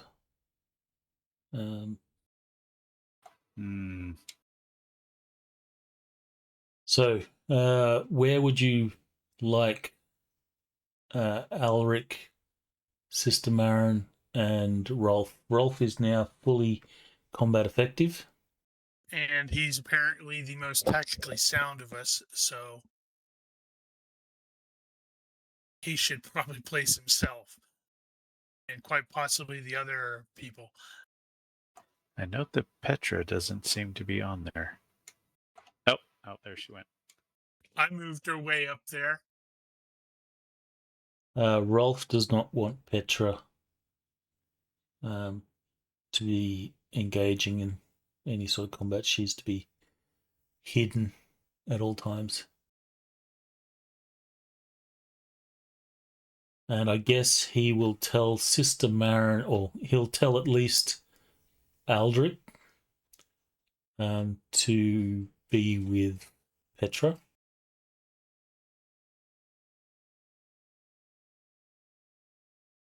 Sister Marin can be effective.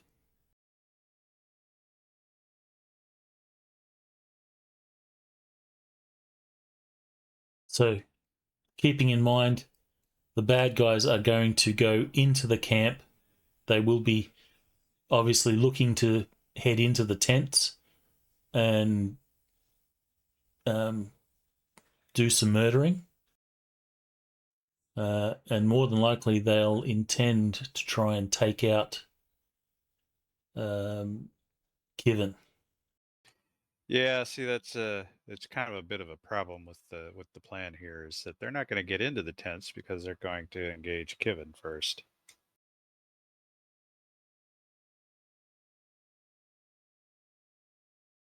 Well, they they'll either try and snipe him or sneak up on you and slit your throat, so you don't get the opportunity to alert the camp.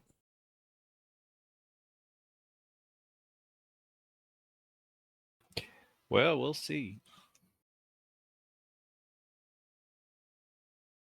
So everyone is happy with your positioning there? Yeah. Sure. Okay, then I shall put them on the map.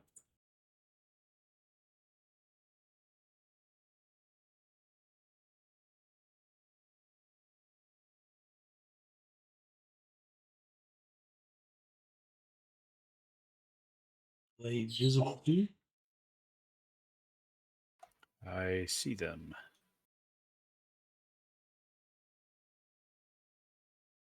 And they all look the same.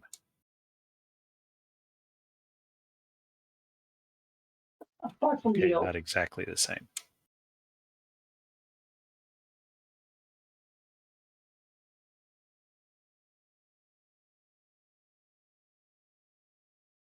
Okay, can I position myself behind them, Ronnke? You can position yourself anywhere you want.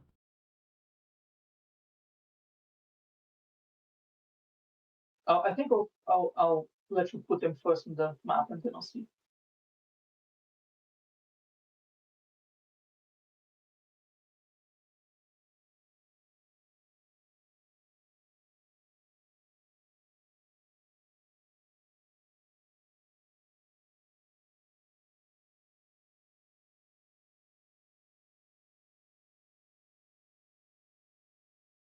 Okay, so that's 1, 2, 3, 4, 5, 6, 7. That's their positioning.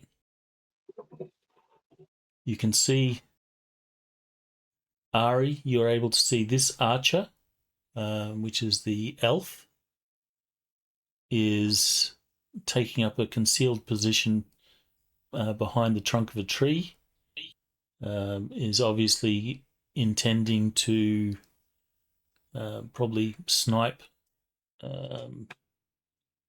In which case, you need to put her out of her stroke misery. And Exactly. you would have seen this guy here go wide of the camp and is approaching Kivin from the other direction. Okay. Approaching Danjo. So you would have also noticed that they did a sort of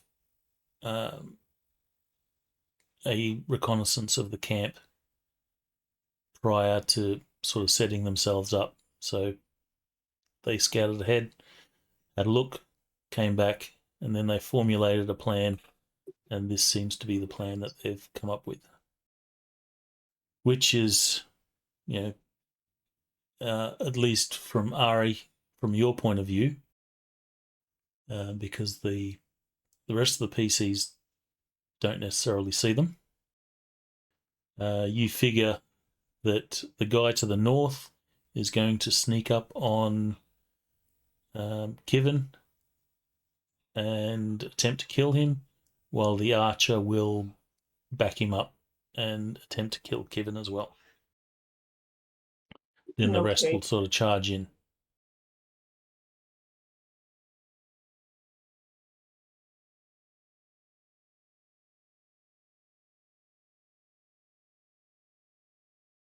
So that's what you have been able to sort of ascertain. Right. Unfortunately, you're unable to communicate that with the group. Mm-hmm. And Boyo doesn't know where anybody else is hidden. Unless he does.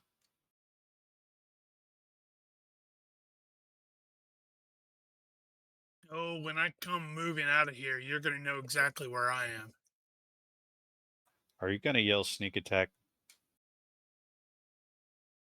I may not yell sneak attack, but I am definitely going to be yelling stuff.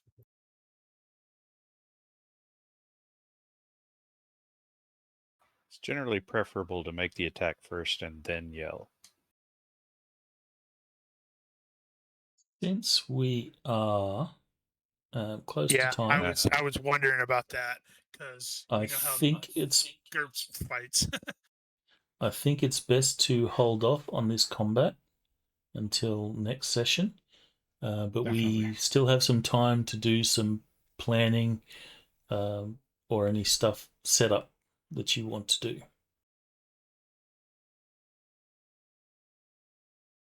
If there is any.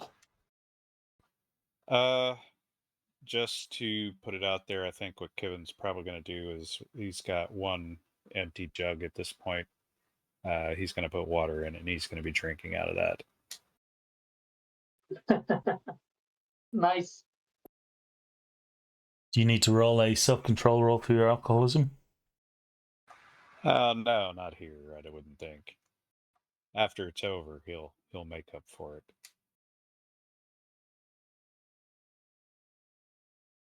He'll be checking to see if they've got any. I'm assuming you're going to be in. Everyone's going to be in their full armor. Yep. It doesn't What make armor? sense otherwise. Denjo's armor is his mobility. Dodgeability.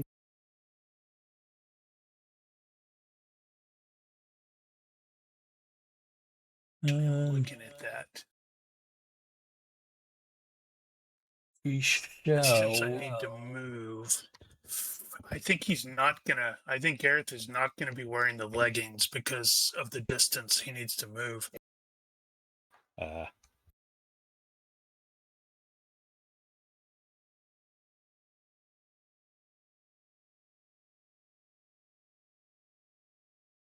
He is so And of course, the fire is going to be stoked nice and bright.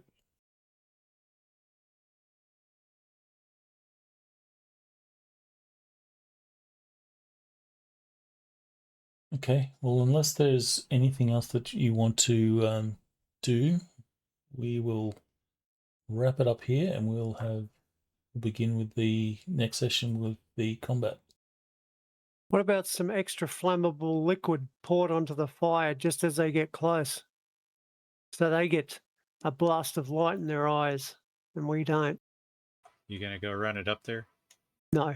But I was suggesting someone else could do it.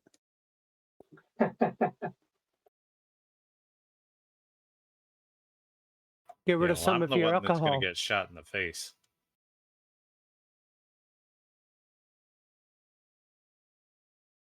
That's okay. Gareth can lay on hands now. Yep, that's true. I want to see Gareth massaging Kivens' face For 8 seconds. While praying to Agalia. My mind to your mind. Our thoughts are merging. Eesh. Holy cow, you really do need a drink. Those of you that are waiting in hiding, we're going to need camouflage rolls, but we'll do that. Well, probably Danjo.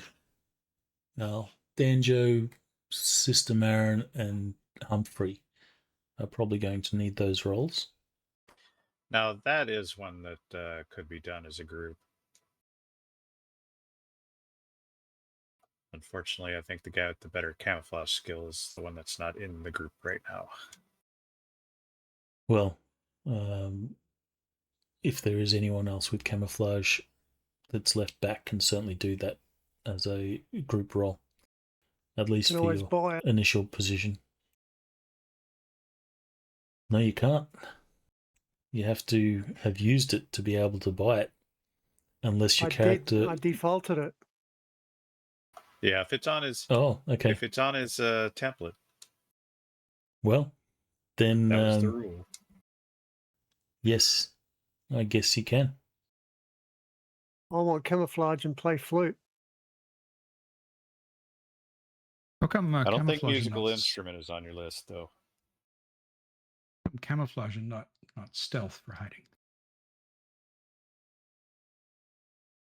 I think that's how it works. Stealth is when you're trying to move around unnoticed.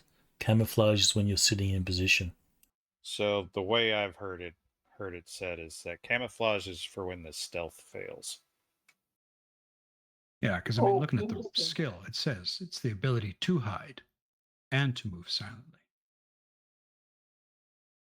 So a successful roll lets you conceal yourself anywhere. Okay, well then you can Or probably move. use stealth.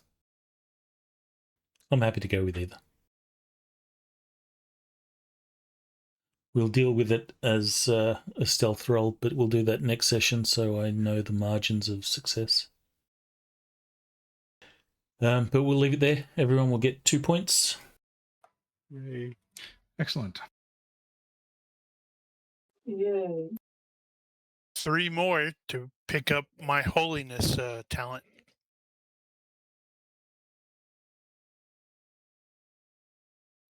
Cool. Any character business before we wrap up? Nope, I gotta save Nope. mine. Not here. All Yeah, right. I do have an idea, but I'd rather spend it next week. Okay. If you are watching this and you have any questions, corrections, suggestions, or general hecklings, feel free to leave a comment here or find us on Discord. Please consider liking and subscribing to our YouTube and Twitch channels. Thank you for watching. Olympus out. See ya. Bye-bye.